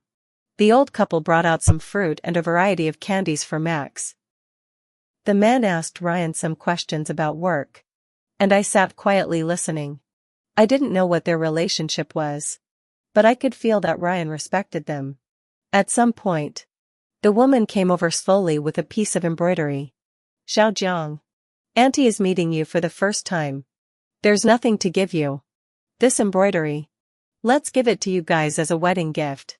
She came over, took my hand, and placed the embroidery solemnly in my hand. I spread it out. It was a 2-meter-long embroidery with 4 big words. 100 years of happiness embroidered on it. With a pair of mandarin ducks around the words. I could tell that the embroidery was a bit old. And the edges were a bit yellowed. I didn't know whether to take it or not. So I looked at Ryan for help. Keep it. Ryan said, lowering his head. And when he looked up again, his eyes were a little red. Later Ryan went back to help the man water the flowers. And the two of them talked about something outside. The woman pulled at me. And when I didn't respond, she shrunk back. Jiang. Auntie can't see. But she can feel that you're a good girl. She said with a smile. Seeing Ryan finally opening his heart and marrying you. This heart of mine is relieved. I listened to her with a clouded mind. And after thinking for a long time, I couldn't help but ask her. What's his problem? He didn't tell you? She murmured. That's right. He's a child who buries everything in his heart and says nothing with his mouth. But he's the most sentimental person. He didn't say anything about Suk Suk either? No. I answered truthfully. She sighed, reached out to pull me, but somewhat failed to do so. And I hurriedly reached over and took the initiative to support her. She smiled and led me to the bedroom. There was a picture in the bedroom with Ryan in it. And standing next to him was another boy. This is Yang. And this is my son, Joshua. She told me as she skillfully pointed to the photo. Joshua? I was puzzled. The two of them grew up together. They're the best of brothers. Both of them went to the same school all the time and ended up studying in the US together. Oh. Hearing her say that, I felt quite emotional all of a sudden. There's another person like me? The same school as him? Your son was very close to him. Right? Why don't you keep in touch with him after work? The Ryan I usually see has no one close to him. He keeps to himself. And the only person he's close to is the doctor I saw last time. He died 4 years ago. Her tone was calm. But I could see tears slipping from her empty eyes. I was shocked. Reacting for a second, I hurriedly apologized. I'm sorry. I didn't mean to. It's okay. It's all in the past. She sighed and instead wiped the tears from her eyes, smiling and comforting me. I blamed myself even more. In the United States, he and Xiaoyang went out to play. Encountered a car accident. Before falling off the cliff, Xiaoyang jumped out. He did not have time. Then, she began to choke again. I'm sorry. I didn't know how to comfort this old man. So I reached out and hugged her shoulders. It's really okay. It's okay. This old woman of mine. See how scared you are. She slowed down for a while and continued. Xiaoyang has been very remorseful. Thinking that he killed my son. In order to compensate us. Had to come back from the US. To work here. My son's girlfriend at the time was pregnant. The girlfriend finally did not want the child. It was Xiaoyang let her give birth to him to raise. He was afraid that the child would be gossiped about for not having a father or a mother. So he let the child take his last name and said it was his own child. Naming it Max. Suk is my son's name. Whenever he has time, he drives back to bring Shua back to see us. Completely treating us as his own parents. It's hard for him. Being 32 years old. Unmarried and with a child. Scaring away all the good girls. She said with a sigh. She sighed. He always said that he didn't want to look for one. And that he had no idea about marriage in his life. So we were worried about him. Fearing that he wouldn't be able to get out of it. Luckily, I met you. She took my hand again. You're a good girl. Don't miss him. I've been blind all these years. He's a good boy. Listening to her say so much. I have been in a state of shock. And I can't come back to my senses for a long time. The baby wasn't his. It was his brother's. And his brother's girlfriend was my sister. I suddenly understood why Ryan didn't talk to me for days. He wasn't avoiding me. He was avoiding the past. He couldn't get out of the grief of the past. So there was no way he could give me an explanation. Thinking about all the things I've done, I feel ashamed. He's not like that. I was too careful. I solemnly promised Auntie. The next day, the old couple dropped us off at the intersection. And Max raised his hand to say goodbye. Max raised his hand and said goodbye. They smiled back and said take care. But as soon as I turned around, I saw the two old men in the rearview mirror turning their backs and wiping their tears. I was stunned. Auntie told you everything? When I got home at night, Ryan came into my room. He came over and played with the small ornaments in my room. Do you know who that embroidery was for? Huh? Who? I was a bit baffled. Auntie embroidered it for 3 years. It's for Joshua's wedding. He said calmly. It's a pity that Auntie's eyes got bad and she didn't wait for Joshua to get married. He paused for a moment. After Joshua died, she was in tears all day. And her eyes went completely blind. My heart thumped. That. I didn't know what to say. You also dared to receive. He gave me a look of displeasure. Didn't you tell me to take it? I told you to take it and you took it? When did you become so obedient? He stared at me.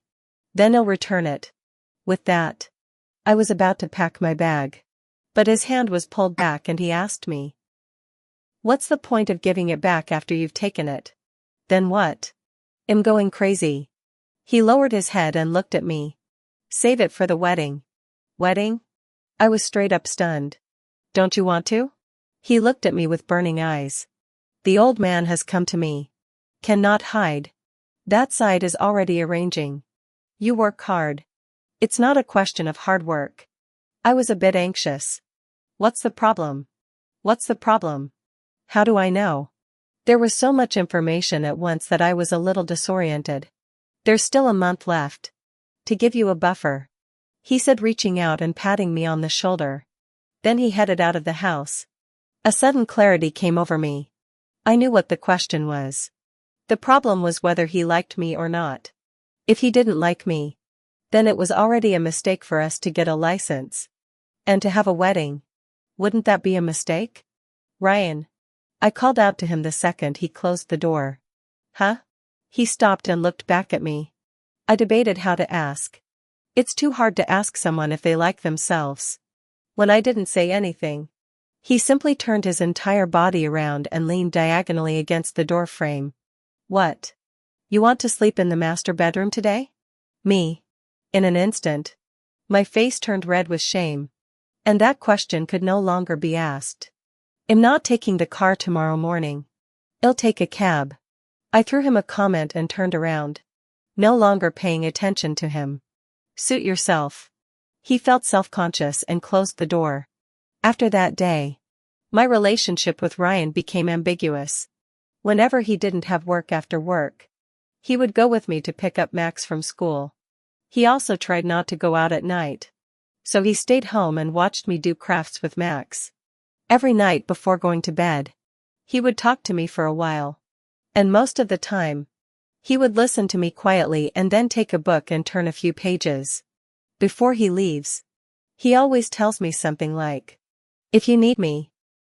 I don't turn off my cell phone or lock the door. There were hints in there that I understood.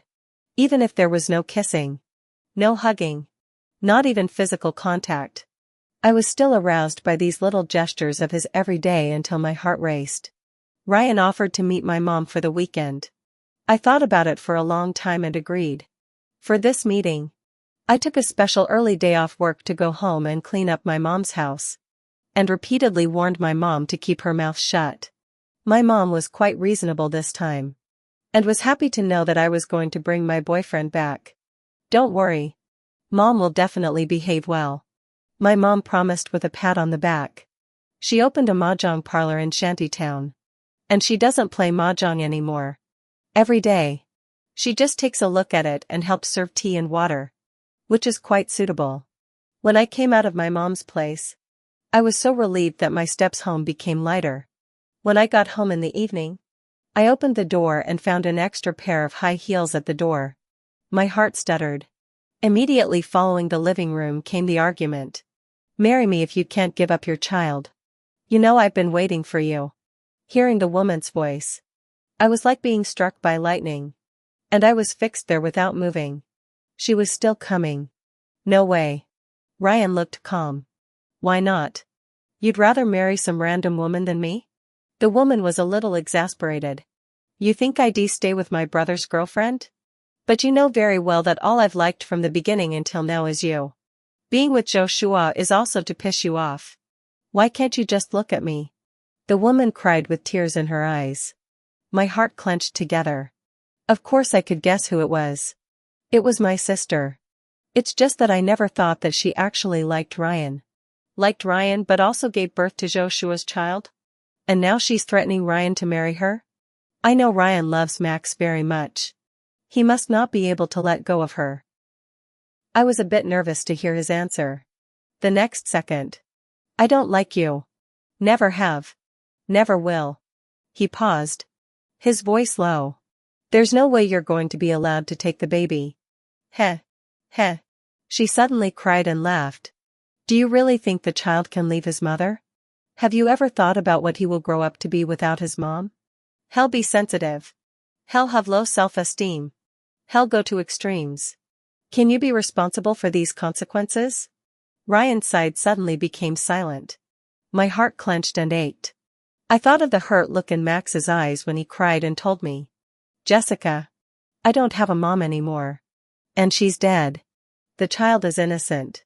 How sad would it be for him to know that his longed-for mom is back, but only using him as a bargaining chip? I changed my shoes and walked over. Ryan saw me first. It hurt to see the emotion in his eyes. The helplessness. The unresolved pain. "Who are you?" Lily looked at me. Confusion written in her eyes. Turned her head to look at Ryan. And the confusion turned to jealousy. "Sister," I called out calmly. It was the first time I had seen her in 27 years. Everything about her was only from my grandmother. I imagined that if she and I met one day, would she hug me and call me sister? Cry and say that she missed me all these years? Or maybe treat me as a complete stranger? But I didn't expect that the first time we met was in a scene like this. God is good at jokes. I calmly told her that she had a mom who lived in Shantytown and missed her. And that I was now married to Ryan. She stood there, not at all concerned about how her mom was doing physically, how well she was doing, and focused on one thing. "Don't you have any self-awareness for someone who lives in Shantytown? What makes you marry Ryan? I obviously liked him first. Who are you to take it from me?" I froze. "Who said you were ahead of me?" Ryan. Go back and see mom sometime. She misses you." I sighed, not wanting to argue with her anymore. My mom's in the States. She lives in Shantytown and wants to claim me as her daughter? That's ridiculous. If you need money, just say so. She crossed her arms and her condescending look made me sad. "I'd go begging and I wouldn't spend a dime of your money." I turned around to keep the tears from falling. I thought of my mom. That stupid woman who was tortured by thoughts of her sister's birthday every May. When the baby girl she was hung up on didn't even recognize her. It was ironic. "Get out." Ryan's hushed voice suppressed his anger. "Ryan. I don't want to repeat myself." Lily stomped her foot in anger and ran out crying. Later in the evening, Max was picked up anyway. Knowing this news still slowed me down. My heart ached for Max. And I thought, how could any mom treat her child badly? Maybe my worries were unnecessary.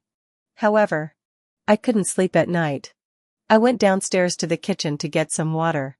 Seeing someone sitting on the couch startled me. Ryan? He hadn't even changed his clothes. And he hadn't turned on the light. He was just sitting there quietly. The whole person was shrouded by the darkness of the night and looked particularly forlorn. "Why aren't you sleeping?" He saw me and spoke first. "Couldn't sleep." I walked over and sat down next to him. "What about you?" He didn't say anything. His mood was very low. "Worried about Suk-Suk?" I asked him tentatively.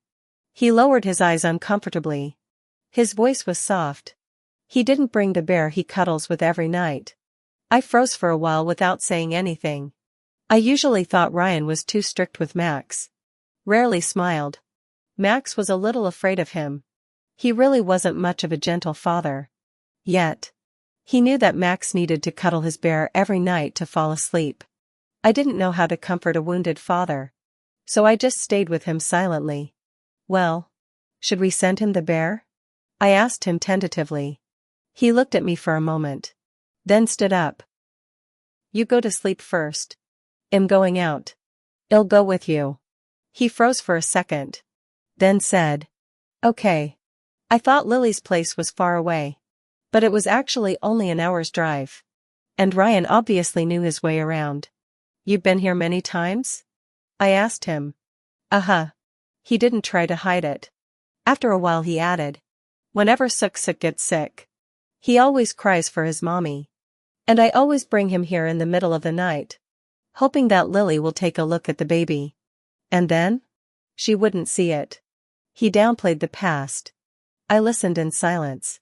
I remembered how my mom always said when she scolded me, "Jessica, I've brought you up. Do you know how hard I've worked? Do you know that when you make noise at night? Your mom and I didn't sleep for a month. And I lived on a single breath of immortal energy. If you dare to not want your mom when you grow up, It'll break your legs. And Ryan? He is a man who has been raising a child alone for 4 years before he was even married. How lonely and overwhelmed he should have been in the face of his child's demand for a mom for 4 years. At this moment, I felt sorry for this man from the bottom of my heart. Lily's house is a big villa. The car was parked at the entrance. I hesitated to go in. With a hint of curiosity in the bottom of my heart, I still followed in. Since it was the middle of the night, the lights in the villa were out. After Ryan went to knock on the door, he used someone to call the owner of the house. A middle-aged man wearing silk pajamas came out from the inner room. His hair had some gray, but the whole person looked very spirited. The moment I locked eyes with him, my heart was electrified. I was suddenly a little more nervous than I had ever been before. Was this my rumored dad? Ryan, have a seat. What brings you over? He was enthusiastic to see Ryan. But the moment he saw me, his gaze turned unfriendly. I'm bringing something over for Max. Is he asleep? Ryan made his intentions clear straight away. Had a bit of a row. Asleep now. He backed his hands and gave me another lustful look. It's not like you don't know what my sissy thinks of you after all these years. I heard from my sissy that you found someone to marry. He gave me a contemptuous look. Still really doesn't pick anyone. I stood there, suddenly losing all my strength. Because of living in shantytown. Because of being mean. Because of being a single parent. Many people looked down on me. I don't know how many times I've heard such words. I thought I was invulnerable. But he is my father. The dislike and contempt in his eyes is like a sharp sword plunged into my heart. All my dignity is trampled under his feet. Mr. Lee. This is my wife. I think there is no need for my cooperation with your company to proceed. Ryan put down the bear toy and pulled me to leave. My dad was scared and his face suddenly changed a bit. Instead, I tilted my head back and looked straight at him. My name is Jessica. He looked at me, obviously not wanting to know who I was. My mom's name is Jiang Yen. First time I've met you. I'm sorry to make you laugh. I did my best to pull a smile out of my face, turned around and followed Ryan. The moment I turned around, I saw the dismay and shock in his eyes and I laughed in my heart. It was only the smile that made me cry. It was the moment I knew I was finally dead. My mom was right. My dad was dead and I didn't have a dad anymore. Walking out the door, Ryan looked at me with tears streaming down his face and was suddenly a little overwhelmed. He must have wondered why I was crying. Don't cry. He pulled me back and looked down at me. His tone a little panicked. I'm to blame. I shouldn't have brought you here. He thought I was irritated by that Mr. Lee's words. Ryan didn't realize that the only reason that man could hurt me was because of who he was. I don't blame you. I turned my back, trying to keep the last bit of my pride in front of him. He's my dad. I squeezed out a smile, trying to sound as unconcerned as possible. In case you don't believe me, this is the first time I've seen him. I wiped the tears from my eyes, thinking I could hold them back, but instantly broke my defenses when Ryan lowered his head and looked at me with a heartbroken gaze. He didn't say another word, just looked at me for a long time before finally pulling me into his arms and holding me quietly. Xing Xing. Don't cry. He gently stroked my head. Over and over again. He told me. Xing Xing. Don't cry. But I cried even harder. Unable to stop. I had fantasized about these words many times, while being hysterically scolded by my mom. At the time I was teased by my schoolmates for being a fatherless bastard. At a time when I was worried about my mom's health and couldn't get the money to treat her. I all fantasized about my dad coming up to me, hugging me and saying, Xing Xing. Don't cry. And then take me to overcome all the difficulties. I never dared to mention my longing for my dad in front of my mom. But I always thought of him as a distant salvation in the night when no one was around. But life was far more cruel than I imagined. On the way back, I didn't say anything. Ryan didn't ask me again either. Maybe he wanted to preserve the last shred of decency for me. In the days that followed, Ryan was kind to me. Waiting for me at work. Waiting for me after work. I However, always found various excuses to avoid him. In the end, I simply moved out and moved to Shantytown where my mom lived. You've got a conscience and know to come back to stay with your mom? My mom was satisfied to see that every day. Besides going to work, I went to her mahjong parlor to help serve tea and water. But after a few days, she realized something was wrong. Had a fight with your boyfriend? Didn't you say Ryan was coming for the weekend? Why didn't he come? Not getting married. I sulked. Not in much of a mood. Not getting married? What are you doing? My mom was so angry she was about to hit me. One minute she was smiling and saying that I was filial. The next, she was packing up my stuff and throwing it right out the door. Mom. I was shut out. Go back. Who wants you here? You're an eyesore. My mom didn't back down at all. Where am I going? I'm going to cry. Go to your boyfriend's place. If you have a fight, solve it. What's the use of hiding in my place? I don't accept trash here. I told you. I'm not getting married. I don't deserve it. I don't want him to pity me. I sat on the floor in front of the door, crying my eyes out. My mom pulled the door open and yelled at me. Who dares to pity you? Your mom and I have raised you well and have a job. Who is worse than me?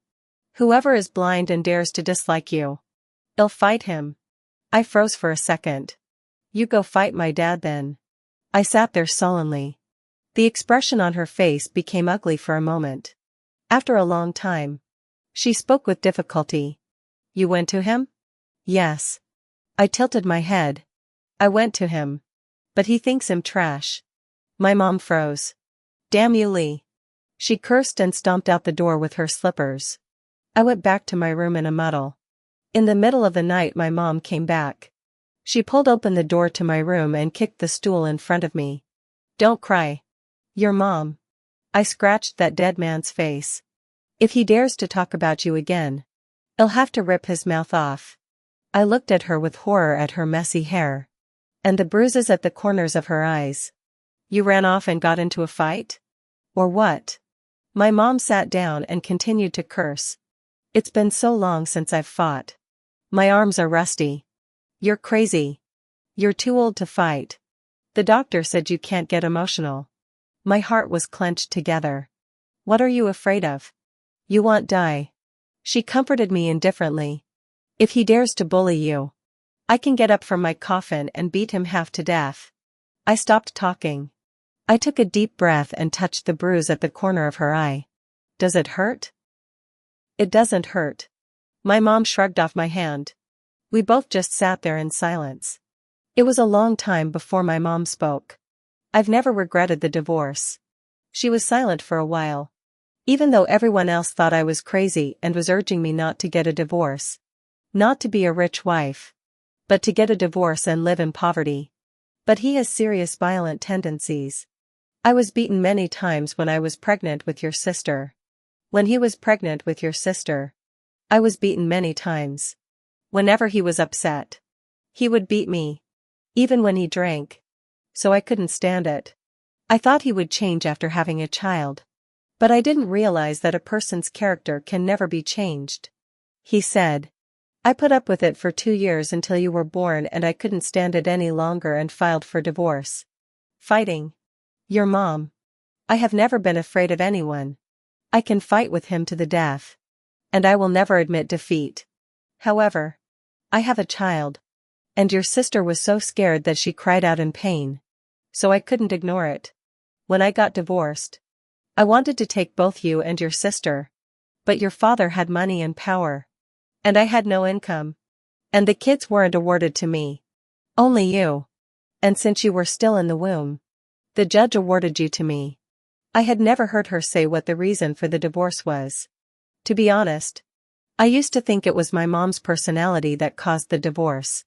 How could I not have thought it was because of my dad's domestic violence? I stared at her blankly, hearing her recount her tragic past, wanting to hug the past. I asked her, what about your sister? I asked her, aren't you worried about her? How could I not? My mom sighed. I asked around. She's very competitive. Good grades. Went to a major high school. Went to a major university. And later went to the US to study. Your dad, that person is not good. The stepmother he found for her is still a person. Didn't abuse her. I watched them on the street. Arm in arm. Talking and laughing. Like a real mother and daughter. She paused. What could I do? She left me when she was 2. Of course she thinks of stepmother as her mom. What memories can she have at 2? It's better if she doesn't remember. My mom stood up and looked at me. Jessica. Are you still my daughter? She asked me. If you like it. Go for it. What are you afraid of? Is that Ryan, the one in your diary? Mom. You read my diary? I was so shocked that I stood up. Who read your diary? I was cleaning up and his school tag fell out. I put it back for you. What are you like? My mom can't understand. Shantytown kids are all playing. Only you study there. I still don't know what you're for. Hiding a crush for years and being discovered by one's own mom is really a shameful thing to the extreme. You and your sister. That kid. I've heard it all. What belongs to you can't be snatched away from anyone. Think about it. After my mom finished speaking, she closed the door and walked out. I was left alone. Standing in the room. Deep in thought. I like Ryan. I want to marry him. I've been thinking about this for a long time. But he was with me because of the baby. And now that the baby has gone back to his own mother, what reason should I give for staying? I am also very confused. I'm not in the mood to go to the departmental dinner. So I don't want to go. You're in this state. It looks like you've fallen out of love. The team leader shook his head.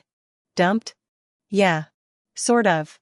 What kind of man has no eyes? How dare he dump my subordinate? My team leader jumped straight up. Didn't you say I'm useless? My subordinate. Even if she is useless, she is still 100 times better than any other woman outside. Me. Thank you. There was consoled. Don't lose heart. Let's go for a drink in the evening. I'll help you to get drunk if you like.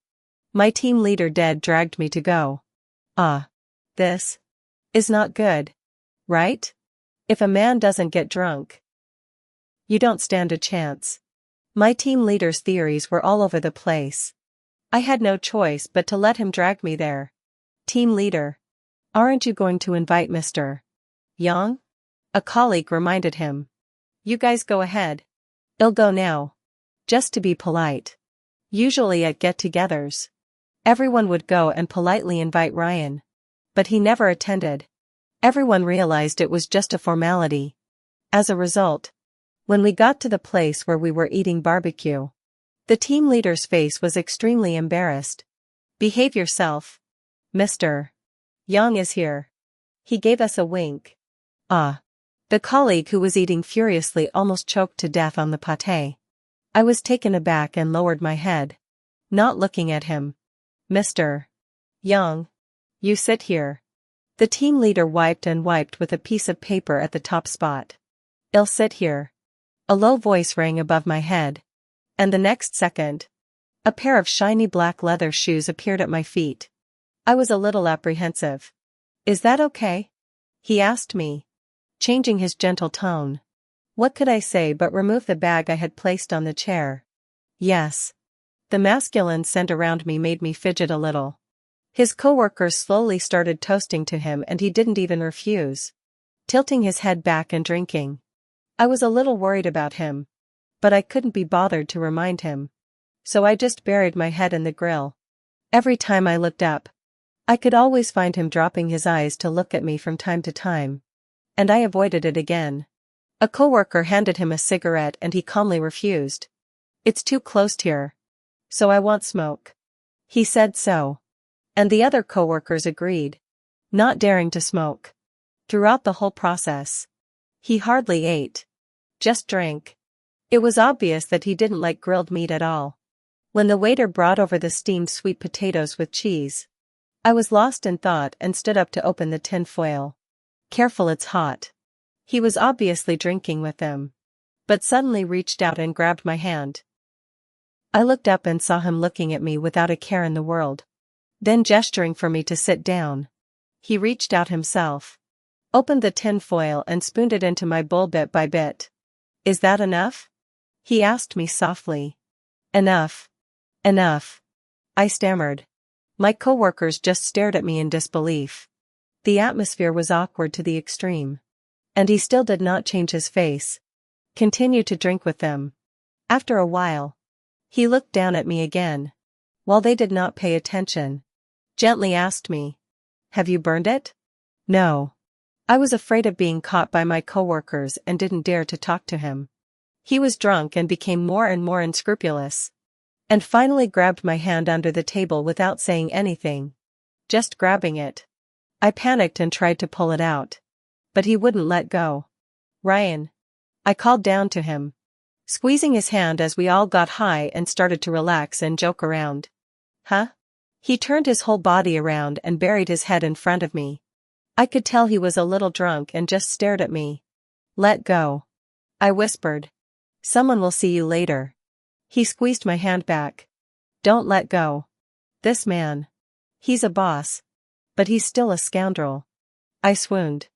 In order not to be discovered, I cower. Do not dare to leave him half a step. He looked at me like this. The corners of his mouth cannot bear to rise. The next table came again, a lot of girls. Constantly looking this way. Of course I know why. Ryan, this person, already looks outstanding. Drank a little wine. Took off his jacket. Shirt buttons unbuttoned to the second. This ascetic look. Who look at it does not make confusion. I glanced at him. And then looked at the side of the girls who kept stealing photos. And sighed silently. He was good. Directly lowered his head and asked me. "Jealous?" "Me. Look if you want. It's none of my business." I lowered my head. Not daring to look at him. Being so jealous. "What are you going to do when I go to a drinking party later?" He gave me a funny look. "Don't talk to me." I couldn't take it. The excitement of being exposed at any moment was about to drive me crazy. He really didn't say another word. And the next second, he buttoned his shirt to the top button with one hand. Seeing him like this, although I was still silent and didn't say anything, my heart still indisputably moved. As a result, the group of little girls next to me is not dead. And finally had the courage to come over to ask for WeChat. "Little sister. Do you know who he is?" The team leader wanted to hit someone. He didn't realize that inviting the boss over had caused him so much trouble. There were photos and discussions. And now there were people coming over to ask for WeChat. Of course I know. It's my sweetheart. Handsome at a WeChat. She boldly reached out to grab Ryan's arm. Thumbs up. Colleagues were amused by this little girl's boldness. Ryan, however, had a serious look on his face and directly avoided her. Not letting her touch him. Not giving her any face. "Sorry. I'm married." He kept his gentlemanly demeanor and didn't give her a chance. Coworker. Me. Little sister. Can't we make friends even if we are married? The little sister feels disgraced and is still not dead. No. He still didn't budge at all. Shall be upset. His hand under the table tightened on mine. My face went red. At this moment, I admit, I was madly tempted. How could I not be moved? That boy I've seen countless times in my dreams. He took my hand. And although he didn't name that he liked me, he didn't hesitate to block all the peach blossoms. The gathering was over. And he finally let go of my hand. It was only then that I realized that my palms were actually warmed up with sweat by him. "Mr. Young, let me take you back first?" The team leader called for a car and opened the door for him. "No. You guys go first." He waved his hand, stood on the side of the road, and lit a cigarette. "Okay." The team leader asked me again. "Jessica, get in the car. I'll take you back." "You're biased." Team leader. A colleague was dissatisfied. "What kind of favoritism is that? Jessica has fallen out of love with someone. So how can I, as a team leader, feel at ease if I let her go back alone?" My team leader scolded. "Ah. Jessica. You've fallen out of love?" My colleague asked me. My coworker asked me. Me? What am I supposed to say? I looked up and Ryan was looking at me through the smoke. His color was indistinguishable. It's nothing serious. With that, I was about to get in the car. I'll walk you. Ryan, who hadn't said anything, looked straight at me. And probably thought it was too blunt. Adding, on my way. Ah. Mr. Young. You and Jessica are on your way? You live there too? Ryan didn't say anything. The team leader felt uninterested and didn't dare to ask again. After arranging for the rest of the group, everyone left in their cars. He and I were the last ones left. And I was a little bit headache. But also a little bit happy. Only I knew in my heart that I couldn't follow the road. Shantytown was in the east and West Hill Villa was in the west. I couldn't follow the road in 8 lifetimes. I'll take a cab back myself. It's too late. I said. You know it's late. He put out his cigarette and reached for a cab. I'll take you home. I couldn't say no. So I let him take me. But all the way there I was apprehensive. I was afraid that if he saw my living environment, he would look down on me and feel sorry for me. I'm also afraid that if he understands my past, the little bit of love he has will be reduced to nothing. But in love, the most afraid of is the other side of the contempt. Obviously, if you have a crush on a person, you have already been humbled to the dust. But you still value your self-esteem more than anything else. I am so contradictory. He was silent the whole way and looked really a bit drunk. Why don't you just walk me to the intersection? I asked him. Let me check it out. Huh? He took my hand again, comforting me. There's nothing to see. It's pretty beat up. Just think about it. He insisted again and again. So I had to let him.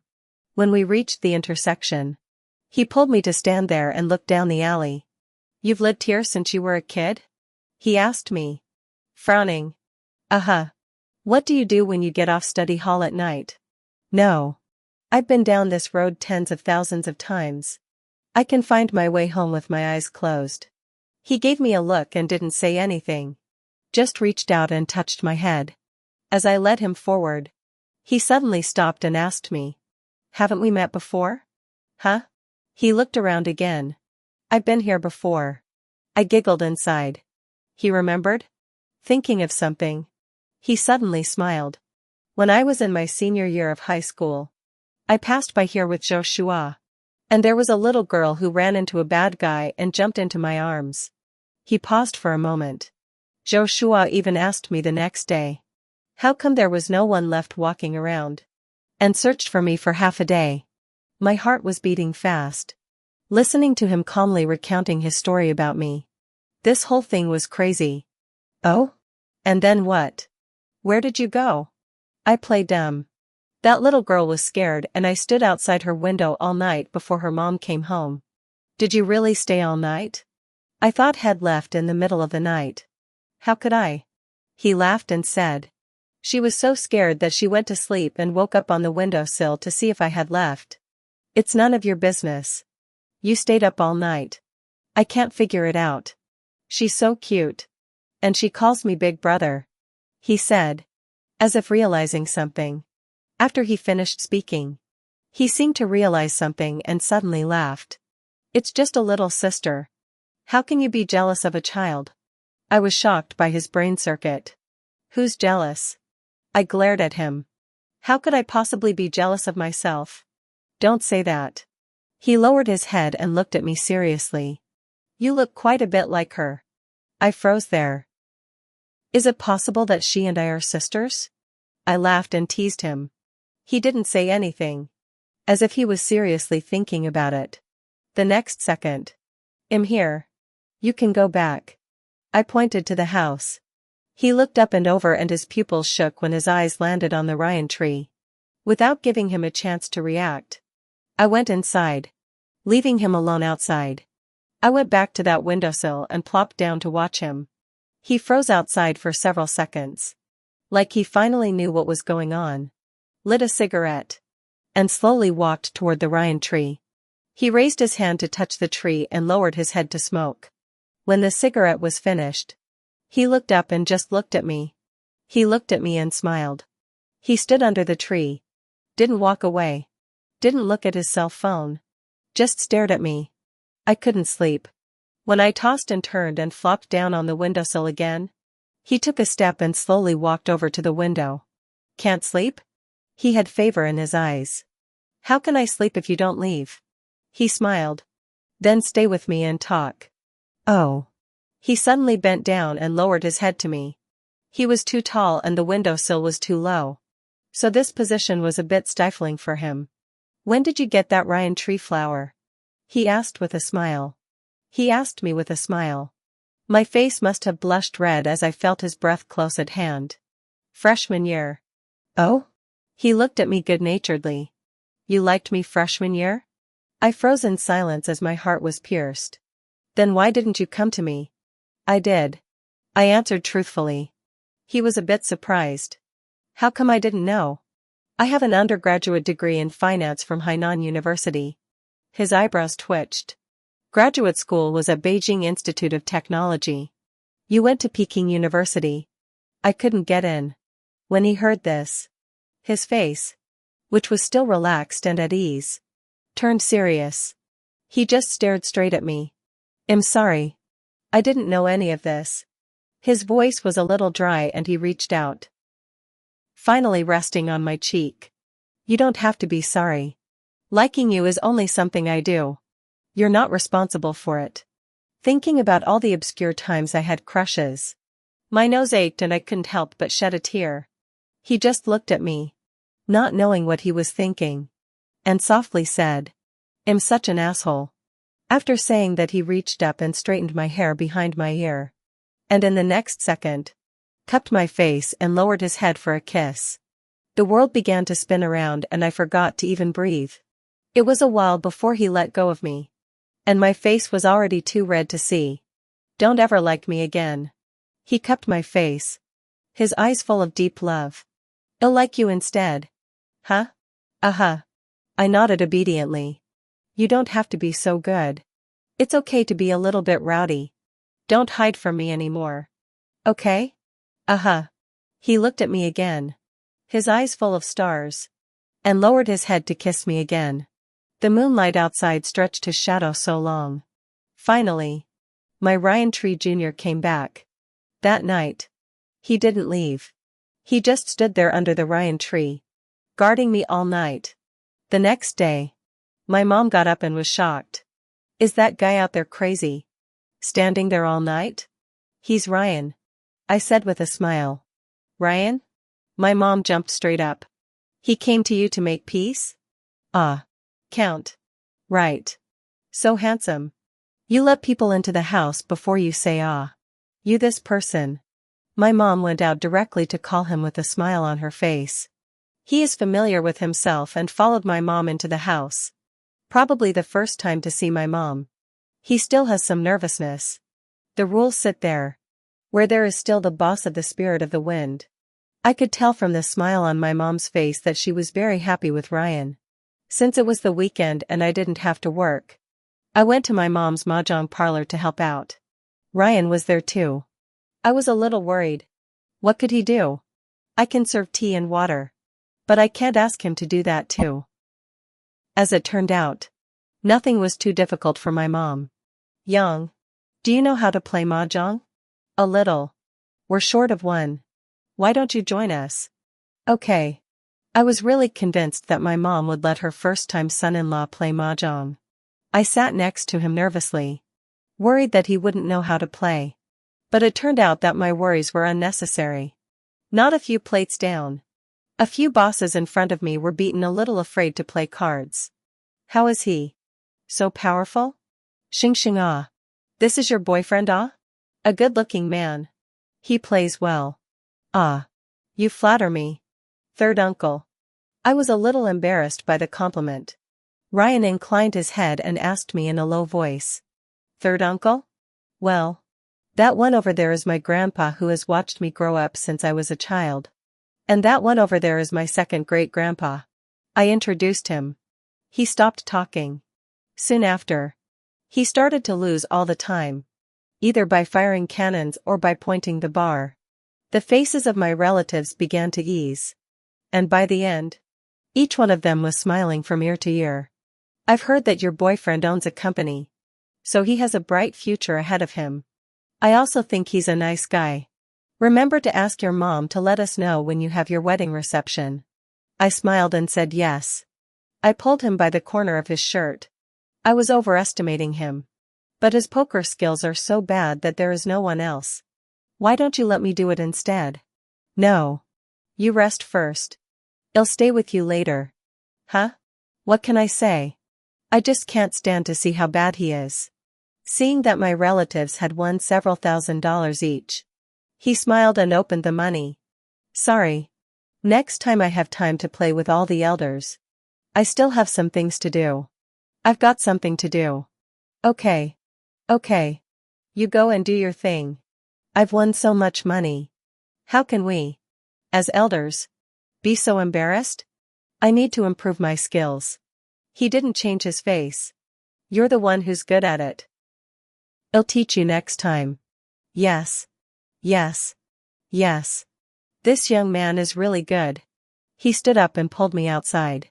Did you lose to them on purpose? I asked him. Uh-huh.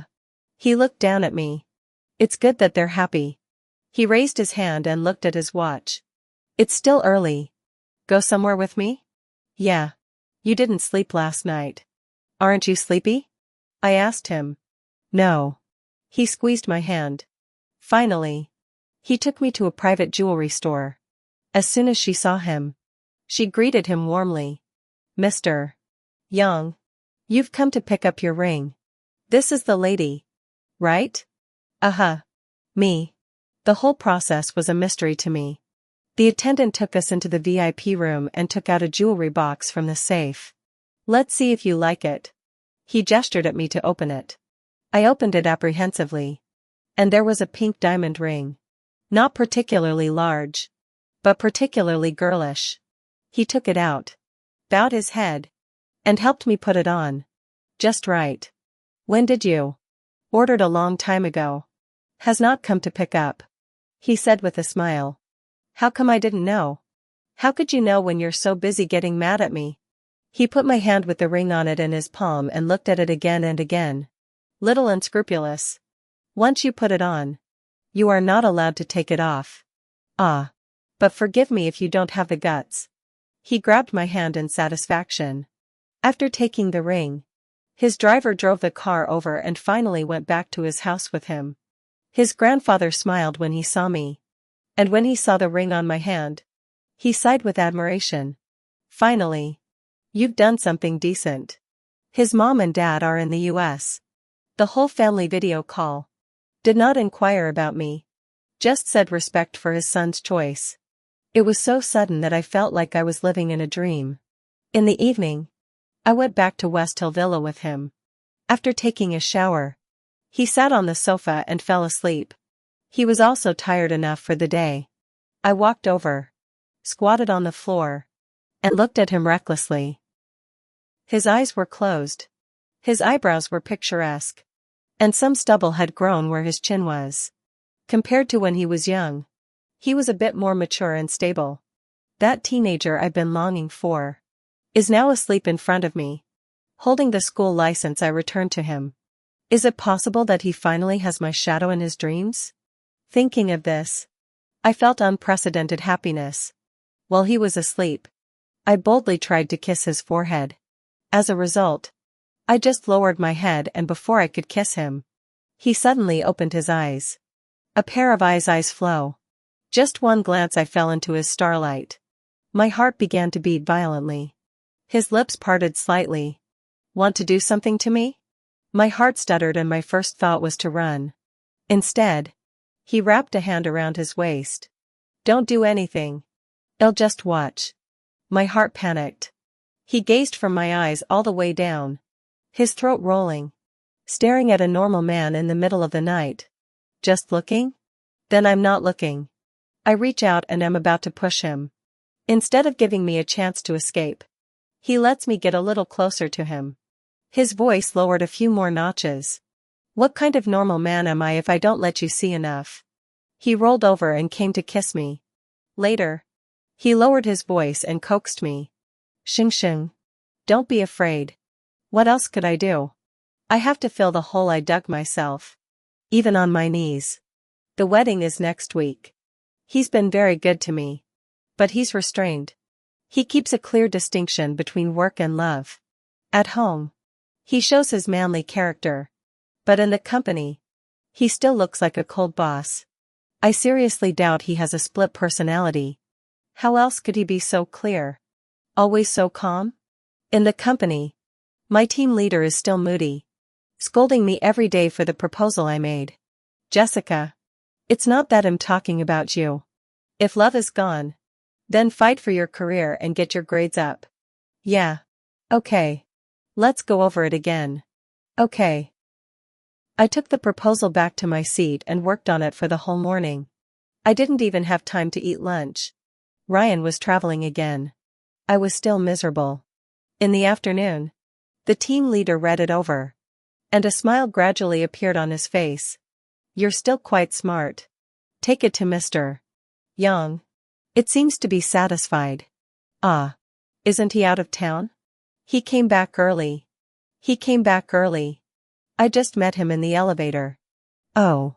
I didn't refuse. I took the program and went to find him.